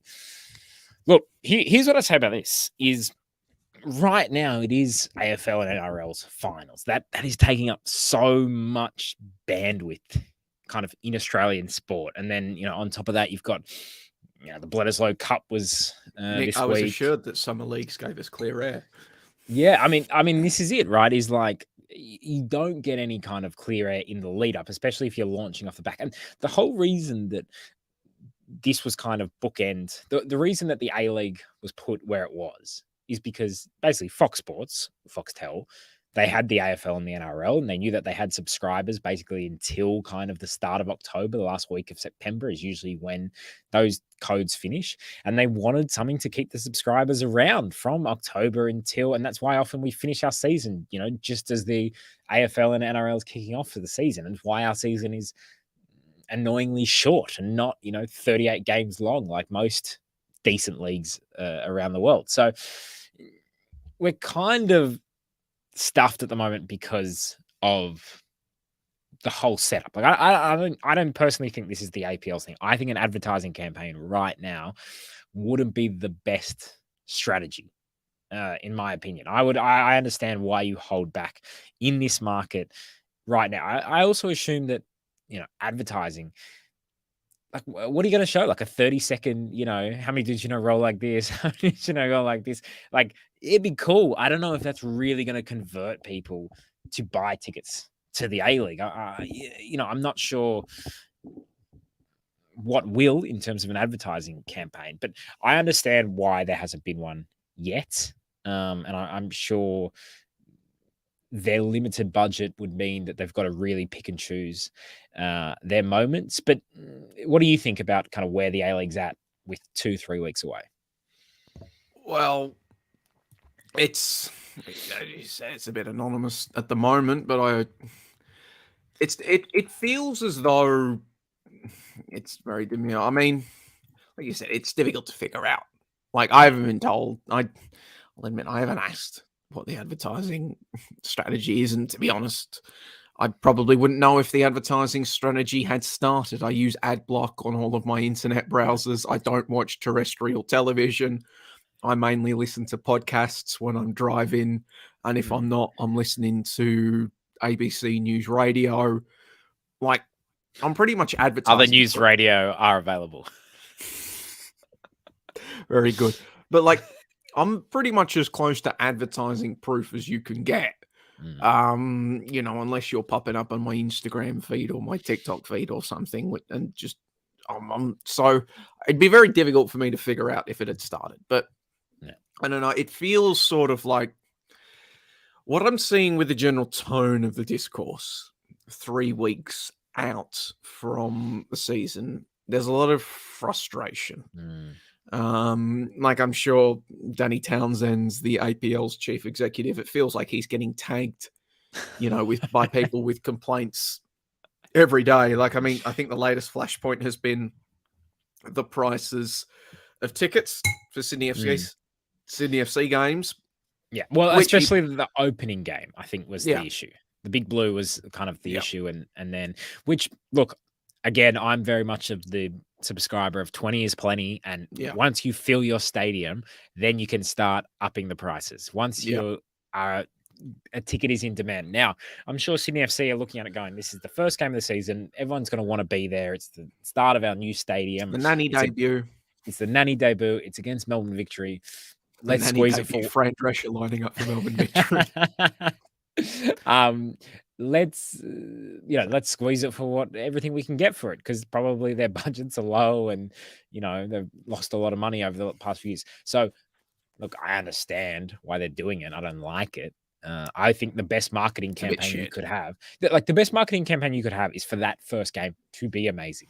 If everyone paid $20 and that stadium sold out, and there was so when that stadium got launched a few weeks ago, it was the Sydney Roosters, the South Sydney Rabbitohs. That game never sells out. As much as they want to say this is one of the great rivalries in NRL and blah, blah, blah, that game never, ever, ever sells out regular season. I'm not talking about grand final or whatever. It never sells out. But suddenly, that game sold out because everyone wanted to go to the first game. And suddenly, I had even people asking me if I could get them a ticket to the NRL game, which I was like, are you serious? I'm like, of all the people to ask. Now, you know, I know I work at Channel 9, and you know, sometimes they do have them available, but it was really interesting to me, and I became even interested because suddenly people were asking me, and I was like, oh, maybe I should just check this game out. And really, I was watching for the stadium. But it was an epic night. And I think everyone who went to that stadium on that night, they seem to want to go back. And that's the key thing. You are selling tickets for the season. So if you have an amazing first game and you announce, and then suddenly, the media starts to pick up on it, and suddenly, the AFL season's finished, the NRL season's finished, then you can launch your, advertising campaign and just show. I think someone put up a tweet which are like, the best advertising campaign would be showing that shot of, I think it's Melbourne victory against Melbourne City in the derby, and it's it's a shot. All the in unison of all the victory fans standing up. Yeah, and basically, and I think it's D'Agostino running on a counter attack or whatever. The ball goes in. The camera pans out to see like that full stand, limbs everywhere. Tell me that doesn't get you excited. Tell me you don't want to be a part of that. Tell me you don't want to go, Mum, Dad, take me to that. That's what I want to go see. That looks incredible. Yeah, that's what I think. Like we need to make the product somewhat good, and then the advertising can start. Then you can sell something good. Okay, yeah, it makes sense. I want to be a part of, I think someone made a joke about Yoshi. Yeah, what did that do? All this money that was spent on advertising. Was that a Fox thing or an A-Leagues thing? I don't know. It doesn't matter. It got forgotten. It didn't. Oh, it hasn't been forgotten, but it's more a meme these days than an actual fan thing. I mean, I agree with you completely. I mean, I've seen some talk around, well, the A-Leagues is a premium league, so you charge premium prices. It doesn't feel, like premium. It doesn't. It's not premium. Let's be honest. I mean, it's a fully professional league. It gets decent crowds. I think I recently saw some statistics. Like, I mean, pre-COVID, like it had like the 12th or 13th largest average crowd size in the world. Yeah. But it doesn't feel like a premium product yet. And you can charge premium prices, but if the punter isn't buying it, like, you're cutting off your nose to spite your face. And I mean, yeah, you're right. I can see the reasons why Sydney might want to do this. I can see the reasons why any club might set the prices the way that they do. I disagree. Like, I think like somebody's, and I'm sure it's significantly more complicated but I don't know, is it laser LAZA11 LAZA11 in the comments? Laser onset. Yeah. 30,000 at $15 versus 9K at $30. I have no doubt it's significantly more complicated than that, much more complicated than that. For all I know, it's not feasible, but it sounds good to me. Well, the other thing that I think I saw an explanation, I think it was from Sydney FC CEO, and then sorry if I'm misquoting him here, but I believe is it a tweet? I'll look it up. I think it was a tweet that he put out, but I believe, or maybe it wasn't him, but someone was saying that one of the reasons for the increased price is because there needs to be an increased police presence, because I don't know, Sydney versus Melbourne victory is viewed as a game where you need extra police on hand or whatever. Now, I'm always a bit confused about who has to decide how much police and security is needed at a game, because I have always found these big A-League games, your Sydney Derby, your Big Blue, way too many police. It kills the atmosphere dead. It kills the atmosphere, and it's like, the A-League clubs are paying for this many police. Why can't the police say, and Stephen Poletti is saying in the chat, I think it was me who put that one out, Nick, so well done to you, Stephen. Why do we need so many police there? Especially like if the A-League clubs are choosing it. We could devote a 5 to 10 hour podcast on the ingrained, historically racist and prejudiced attitudes that still permeate Australian society surrounding a sport that's largely seen as ethnic. And the Project put out a tweet how long ago talking, I knew you thought Saga hooligans were bad. It's just, for some reason, it's an ingrained part of mainstream culture, this bullshit about hooligans and violence and race riots and all of that, despite the fact that, isn't it year in and year out, the Boxing Day test produces more arrests. The first day of the Boxing Day test produces more arrests than an entire A-Liga season. But so this is kind of where I'm a little bit confused, because Stephen explains clubs APL have no say in the matter. Okay. Didn't Danny Townsend said for the police thing? Yeah, they don't, and that's what I'm saying. They don't have a say in that matter, and it comes back to the ingrained. So the police decide how many of them, and then they make the clubs pay for it. I don't understand, how is that legal? How is that legal? How can that happen? Because if I'm the police, I say you need 1 million police officers, and you have to pay $10 million a game. Like, obviously, I want to get everyone paid. Like, this is ridiculous. I don't know. At this point, like, politicians, police ministers, like, let's not a lot of votes in courting the soccer demographic, Nick.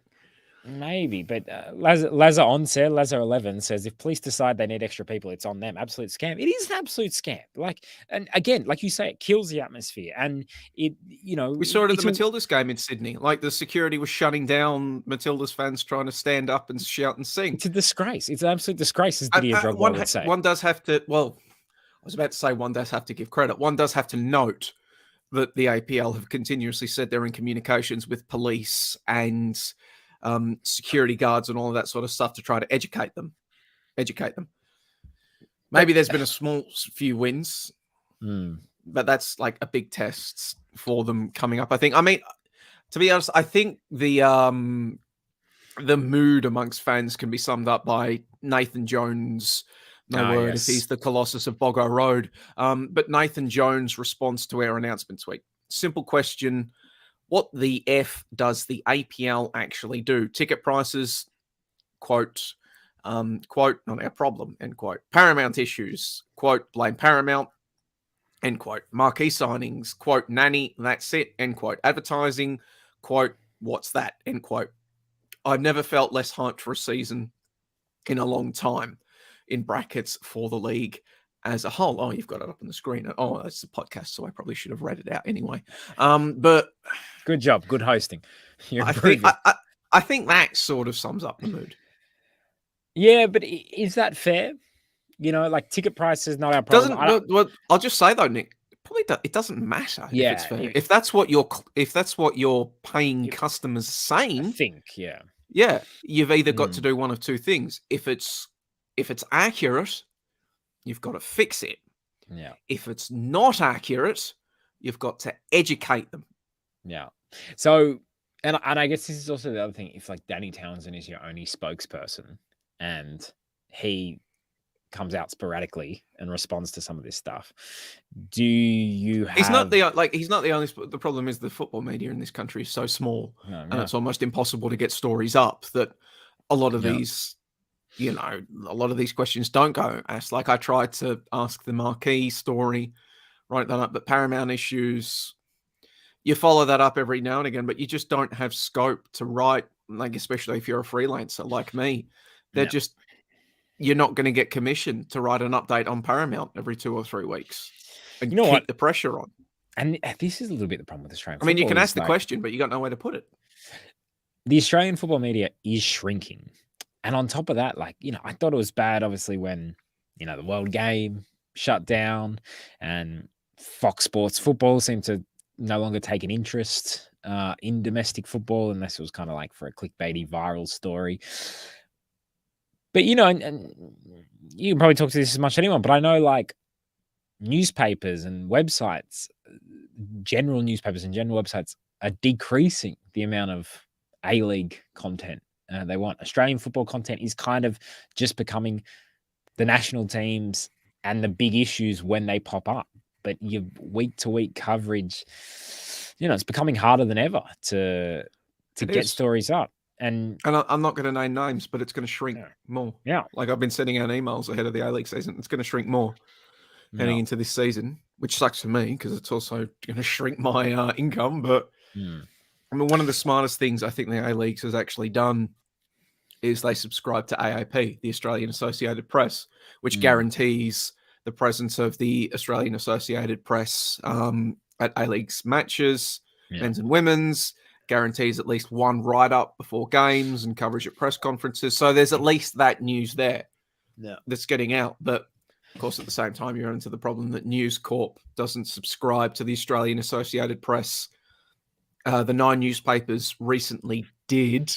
However, rather disgracefully, one of their executives just flat out admitted they were doing it as potential strike busting action, and now that industrial action has seemingly been resolved. So the future of the 9 newspapers' subscription to the Australian Associated Press is very iffy. Maybe they keep it on because, well, we've seen the 9 newspapers, pretty much it's just Vince Regari on his own holding down the fort now. And even Vince can't cover the A-Leagues week in and week out. So maybe they keep AAP just to run stories, but they don't put up everything. Like The Age right now, like The Age is still subscribed to AAP right now. They didn't take my match report on Macarthur versus Oakley Cannons for AAP. They took the story on the 13-year-old goalkeeper.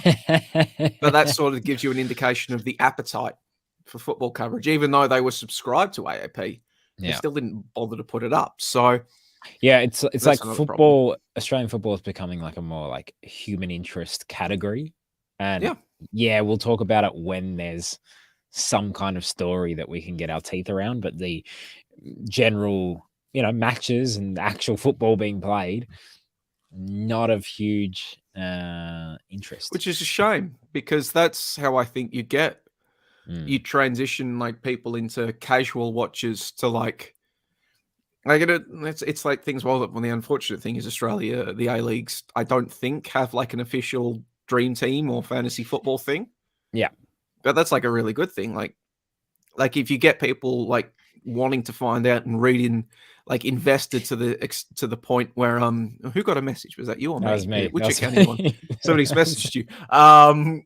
If you get to the point where you want people invested to the point where they are going up and reading the ins and outs and who's in, who's out, what are the coaches saying? I mean, the AFL have somehow managed to turn the teams coming in on Thursday into an event in and of itself. And that sort of stuff. And you would like, if there was fantasy sports, you want people like always checking in. So yeah. Here's what I just say. I did just get a message from someone who watches the show, and I believe he's watching right now. So if they want me to read out the comment that they just sent in, let me know and I will. Could you read it out anonymously? No, I don't. Well, they can decide. Let us know. Let me know if you want to read it, because it was an interesting explanation that they just gave. But just quickly on this tweet. Run them memes. So everything is no one's fault and it's all too hard. Fold the sport in Australia. No, it's absolutely people's fault. Yeah. We can go back and look at the years of wasted potential and missteps and stupid decisions.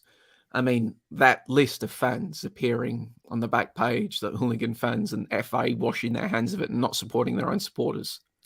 I mean, massive mistake, wasn't there an entire book written by the Life and Death? No, the Death and Life. Yeah, I don't know. Like it's there are books about the years and years of systemic mistakes that have been made in the Australian football. Just on this, like ticket prices, not our problem. I kind of think it's a little unfair. I feel like they've tried to communicate. At the same time, like they're saying it's a club issue. Yeah, it sort of does ring hollow when what is the APL? It's a collective of clubs. Club. That's it. And, and it varies depending on each club. Like, I know Macarthur had issues last season. I'm not sure what their ticket structure is. From memory, Western Sydney Wanderers, the memberships were at least very affordable. Mariners, I know they weren't getting biggest crowds, but they did have some cheaper options. I think same with the Jets. Brisbane Roar, I'm not sure. The problem was that they were playing basically a different city. It was so far away. Victory City, you'd probably know better than me, Joey, about the ticket prices and how appropriate they were. So I don't know about that. Paramount issues, blame Paramount. I mean, look, he's kind of right. I mean, look, the APL can't do anything about Paramount's issues. They seem to have the issues across not just football, across their whole application. So that's the first thing. The second thing about that is what they could have done is have a clause in the contract that if you don't have the streaming service up to a certain level, then we can pull out of the contract. Now, the problem is that probably there's not enough people. The A-League isn't a hot enough property that if you pull out of the contract, that you're going to find someone who's going to nobody's paying as much as what 10 Paramount offered. So as bad as, the user experience is, and I really hope they do improve it this year, there's a reason that they're not pulling out of that contract. Marquee signings, none. That's it. I mean, to be fair to the APL, they have tried to get other players. I don't know, if they went about it in the right ways. I don't know, what they could have done and what money and what players they were necessarily targeting. But, as you said, Joey, Cesc Fabregas did have a, in-word agreement with Macarthur to come out here. Other players, I believe, were contacted. And for whatever reason, they don't want to come out here. Internationally, Australia hasn't had the best reputation in the last few years as well, rightly or wrongly. I was overseas recently, and it was interesting what people were kind of saying about Australia. It's not viewed as the paradise that it once was. So, and also, like, we talk about, you can have an amazing life. If you come out here, the lifestyle's... If you're a rich footballer, you can have an amazing life everywhere. Yeah, pretty much. Like, Cesc Fabregas can have a pretty good life in Lake Como. The players who go to, Galatasaray or whatever, they're going to have pretty good lives. Yeah, they're going to be mobbed on the street, and they would have more anonymity here, and maybe their families. But it's not like they're living in the lower class areas of Istanbul. Wouldn't like that. 1,000%. And on top of that, a lot of these players, they like being in front of big crowds and big fans, and you go play from Galatasaray, you're going to get that. So maybe that's something that we need to look at, making our league more enticing for that. Advertising, what's that? Okay, we just mentioned advertising. I've never felt less hyped for a season in a long time. I get it. I mean, I get why people aren't hyped, but I think there are reasons to be excited. Reasons. I think if I could use one of the lines I had when I was writing about Tony Gustafsson, there's a whole bunch of reasonable explanations for all of this. I think what, certainly for the general punter, I can feel that they're getting a bit tired of all the perfectly reasonable explanations. They're at the point where they don't want explanations anymore, and they want solutions, type of thing. And as I said, the problem isn't if you have a reasonable explanation. The problem, isn't that if you're paying clientele feel a certain way, it doesn't matter what perfectly reasonable solution is. It doesn't matter, what challenges you're facing behind the scenes and you can't talk about. Like, I'm certain, like, take this recent TV deal for an example. I am certain the APL behind the scenes were banging their head against a brick wall and trying to make the best of a situation. They can't come out and say that against their own broadcast partner. But public doesn't care about that. And they don't have to care about that. And they're not obligated. Well, no. I'll say this. Nothing. Nobody, no entity, AFL, NRL, A-Leagues, Marvel movies, Star Wars movies, museums, art galleries, whatever the hell you want, any form of entertainment, none of them are entitled to anybody's money. You have to earn them. I've been given permission to read out the explanation. Anonymously, or are we going to share who it is? I don't know. They didn't specify, so maybe I'll just do it anonymously then, and they can yell out if they want it to be shared publicly. Yeah, basically. Do it, you coward. Let us share your name. This is the explanation about police costs. Police costs could vary from $5,000 to $150,000 depending on the risk profile of the match. $150,000 for one match. Security and ushers are based on predictive crowd numbers, so are also a variable cost. That was the exact quote I got from Danny Townsend last year on costings. Was later told somewhere else that it's the police. It's the police. Let us read out your name then. It's the police who decide the numbers and send the clubs the bill. Hope that clarifies things. Love the show as always. Thanks and success. Great. First of all, great way to It's definitely one of your mates if they're signing off with. But there we go. That gets back to the ingrained hostility towards football in this country. The people that traditionally consume football and the desperate need for Football Australia, because it's not just an APL problem. This happens at international matches as well, and it behooves Football Australia to do this on behalf of the constituency it represents. The APL, state federations, everybody, in a role of authority, it behooves them to address these issues, to get on the front foot, not just throw up their hands and say, police name it. And has to be credit.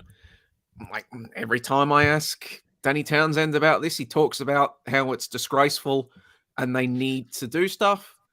And at the same time, if the punters aren't seeing the fruits of that labor, they're not going to give a toss what happens behind the scenes. And I think the APL would acknowledge that as well. And also, it's just a waste of police resources. Yeah, 100%. Like, what's happening on those nights? What crimes are happening that they could actually prevent? Like, I remember going to a Sydney derby once. So basically, you're saying if you're a cat burglar, wait until the Sydney derby because all the cops will be at the Sydney derby, and then you can just burgle houses all you want. TNC tip. I remember going to Sydney derby. Probably there's like 10,000 people at this Sydney derby. It was down in Jubilee Stadium, down in South Sydney. There was maybe like 11 checkpoints or something of police. Like, they're just walls of police as you walked from the station to the stadium. It was ridiculous. I've entered countries with less security. Like you're right. It just killed the mood. It antagonizes, the RBB and the Cove and all that. And it's just horrible. So I just don't understand. There should be just laws around, okay, if you have an event with 5,000 people, you need X amount of police there. But that doesn't matter what the event is. It's just going to be 5,000 people. If you have an event with 50,000 people, there needs to be X amount of police present. That's fine. But that should be the case for AFL, NRL, cricket, whatever. To me, it just seems insane that, you can say, oh, it's a Sydney derby, so therefore, every police in Sydney has to be at the game. It just annoys me to no end. And I really do wish the clubs would stand up. Lazar 11 says clubs should just not pay. I do love that revolutionary idea of just saying, well, what are you going to do? But I would imagine it's not the best I mean, a bloke became US president operating on those principles, so it couldn't work. That's true. I just imagine it's not the best idea to not pay the police to be in debt with the police. I feel like, as much as I like it, as much as I think, this would be, I do like chaos. I think that inevitably it wouldn't be great. Let's move on. Ultimately, then, Nick, how are you feeling? Are you excited 3 weeks out? Yes. Yeah, I'm excited. Maybe I'm excited because of my own personal circumstances of, Sydney FC. They've got a new stadium. It's very close to my house. It's been a while since Sydney FC have played very close to my house. So that I'm excited for that. I'm excited for the Sydney FC. Kick-ons at yours after all the games. You, me, and all the comment section. 1,000%. Pre's and kick-ons. And I'm excited, because for our show. I mean, we've been doing this show for months and we haven't had an A-League game to talk about since I think May. And we've been coming to you every Sunday night. I'm excited. Yeah, remember that during the A-League season, all these podcasts want you to listen. Who had the ticket to keep going during the off season? I'm excited, for Nunny at Melbourne Victory. I'm excited to see how they develop. I'm excited, like we talked about before. I think Macarthur are going to be better. I really, really want the Wanderers to be better this season. Whether that happens or not, I would. To me, we've never actually had a season where Sydney FC, Victory, and Wanderers have been good, and that to me would be a really interesting moment. The three biggest fan bases. Look, I haven't got much hope for Brisbane Roar, but let's see what happens there. I haven't got much hope for Perth Glory either. Let's see what happens there. Adelaide United, is always potential to be interesting. Melbourne City, is always going to be strong. So I am excited for the league, but defending champions Western United. Oh yeah, Western United. I actually forgot about them. All right, shout out John Aloisi, one of the nicest guys in Australian football. It's going to be interesting to see what happens with Western United, the forgotten champions of the A-League. But yeah, look, I'm excited. And A-League Women's, we got expanded A-League Women's competition. Yeah, Chloe Lagazzo's coming back. A couple of other Matildas potentially coming back. Look, moving towards professionalism. And as I've said previously, where we want Australian football to go is basically where it is everywhere else in the world, right? Like, I don't know why we waste time in getting there. Eventually, that's where it's going to be. Eventually, we've got to be playing in winter. There's going to be promotion and relegation. There's going to be 38 games. It's going to be 20. It's going to happen, all right? Like, let's just get there.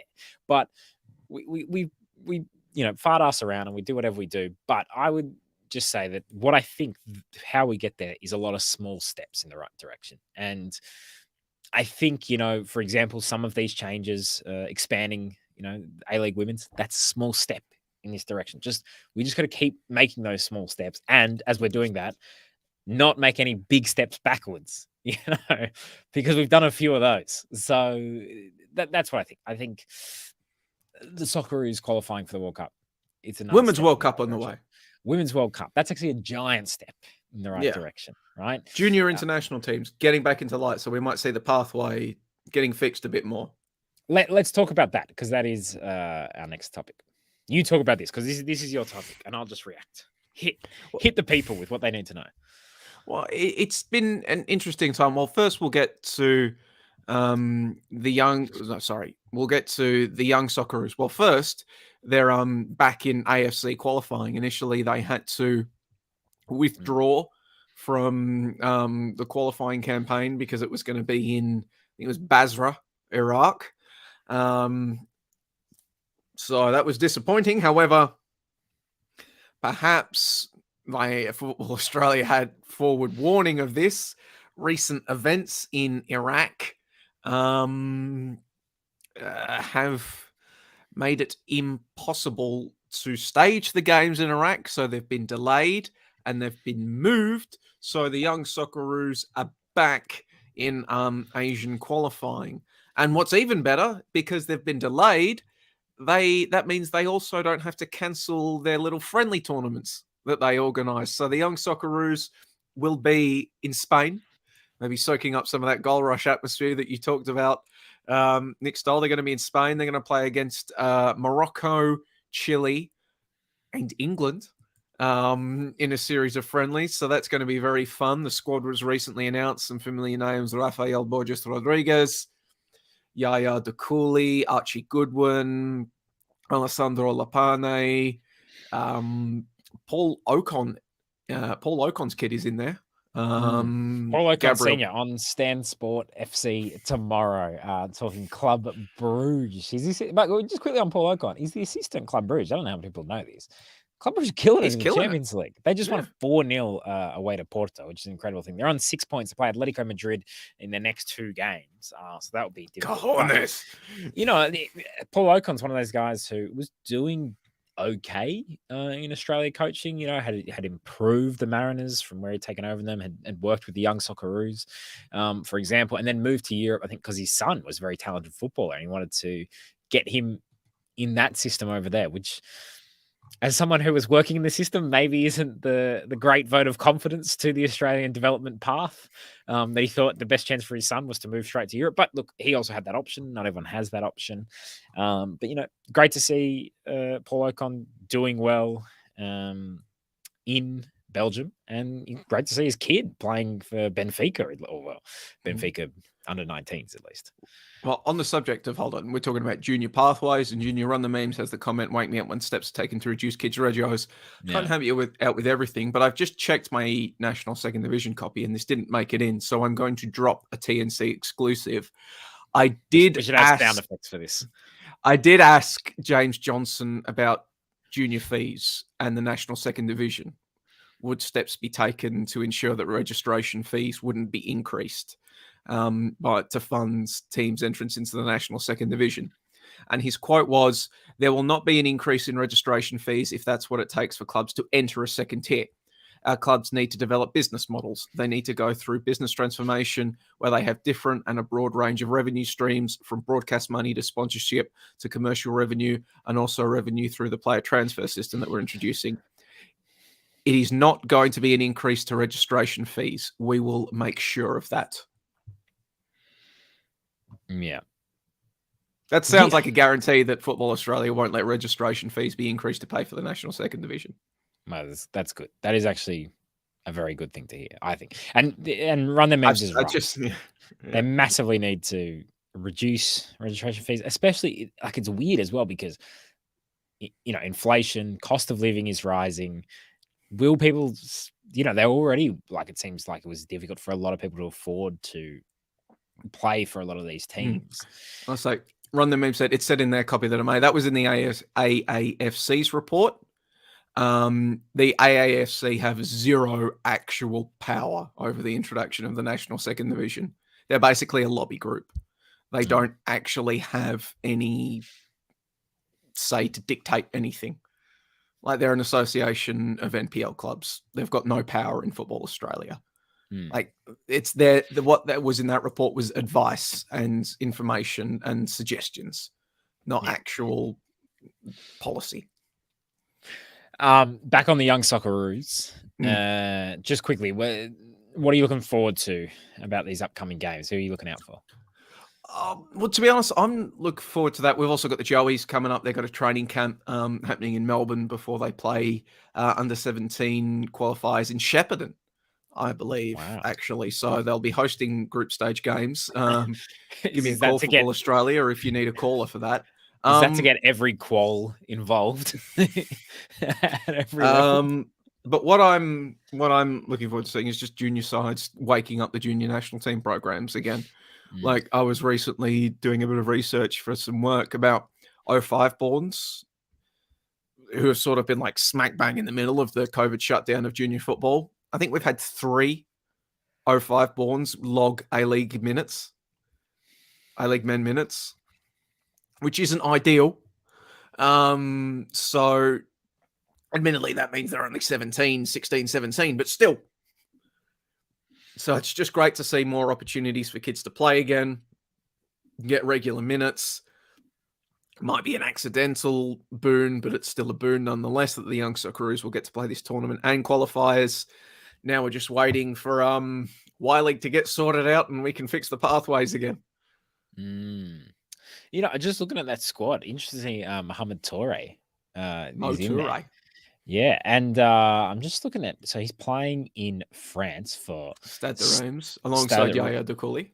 Stade Rem B, but you know, and that's the Championnat National 2 Group B doesn't strike me as the strongest league in France, but 2 goals in 4 games, so that's promising.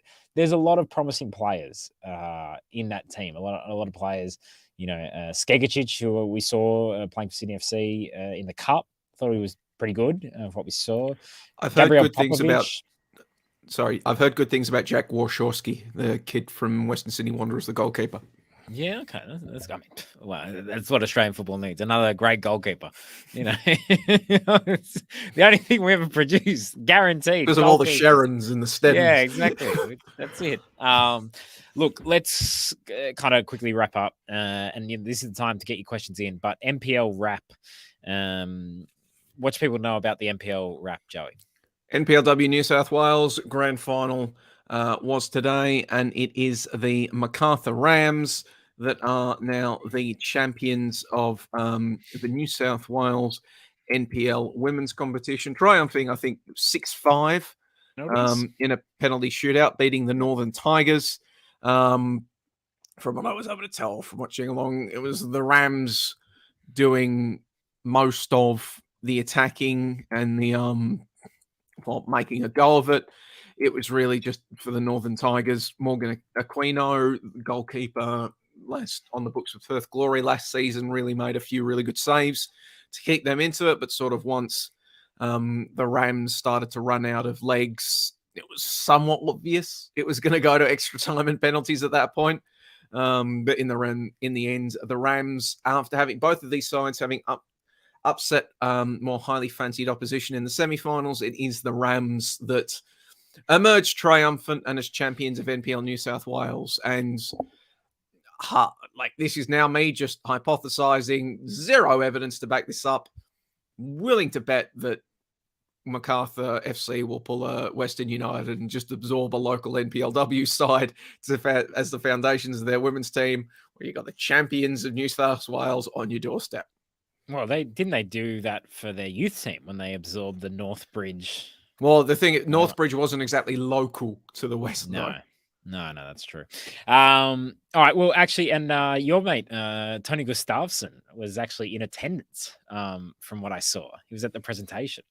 He was at the Victorian ones as well. Came up and shook my hand. So it's interesting. He seems to be really getting amongst the community. After he went to an AFL game last week.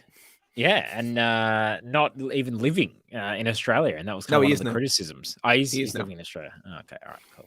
Just Australian housing affordability, it's tough. Keep probably, up, Nick Stoll.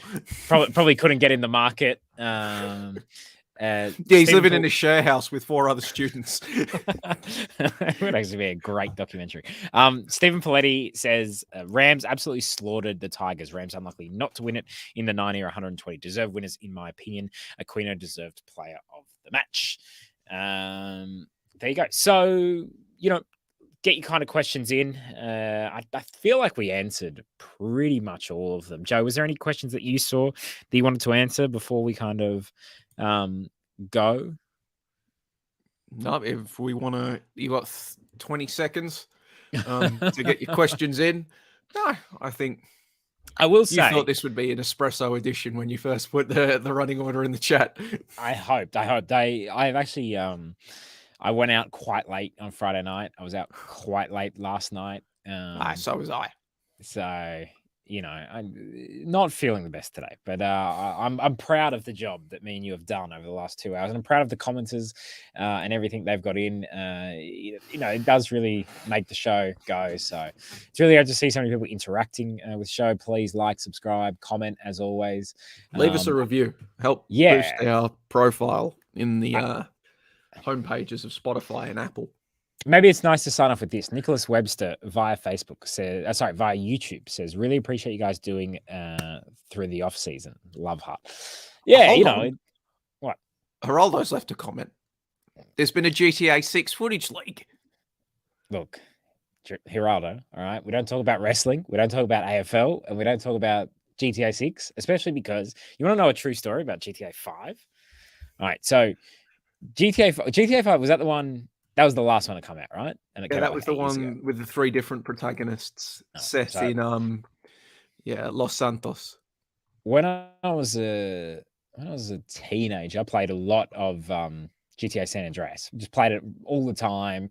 Did the missions 7 times over, beat the game constantly.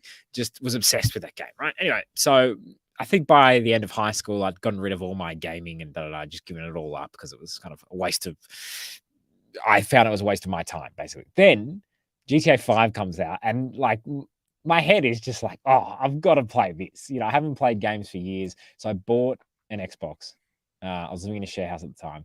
We played GTA 5, and one night I remember getting home at about 9 p.m. and my housemate was playing it, and I was like, oh, I'll just do one mission before I go to bed.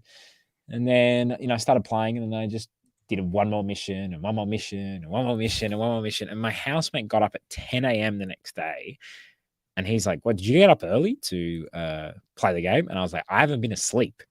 But I didn't have any coffee. I didn't have any other stimulants. I just ended up playing this GTA game. It was so addictive until a 13-hour binge.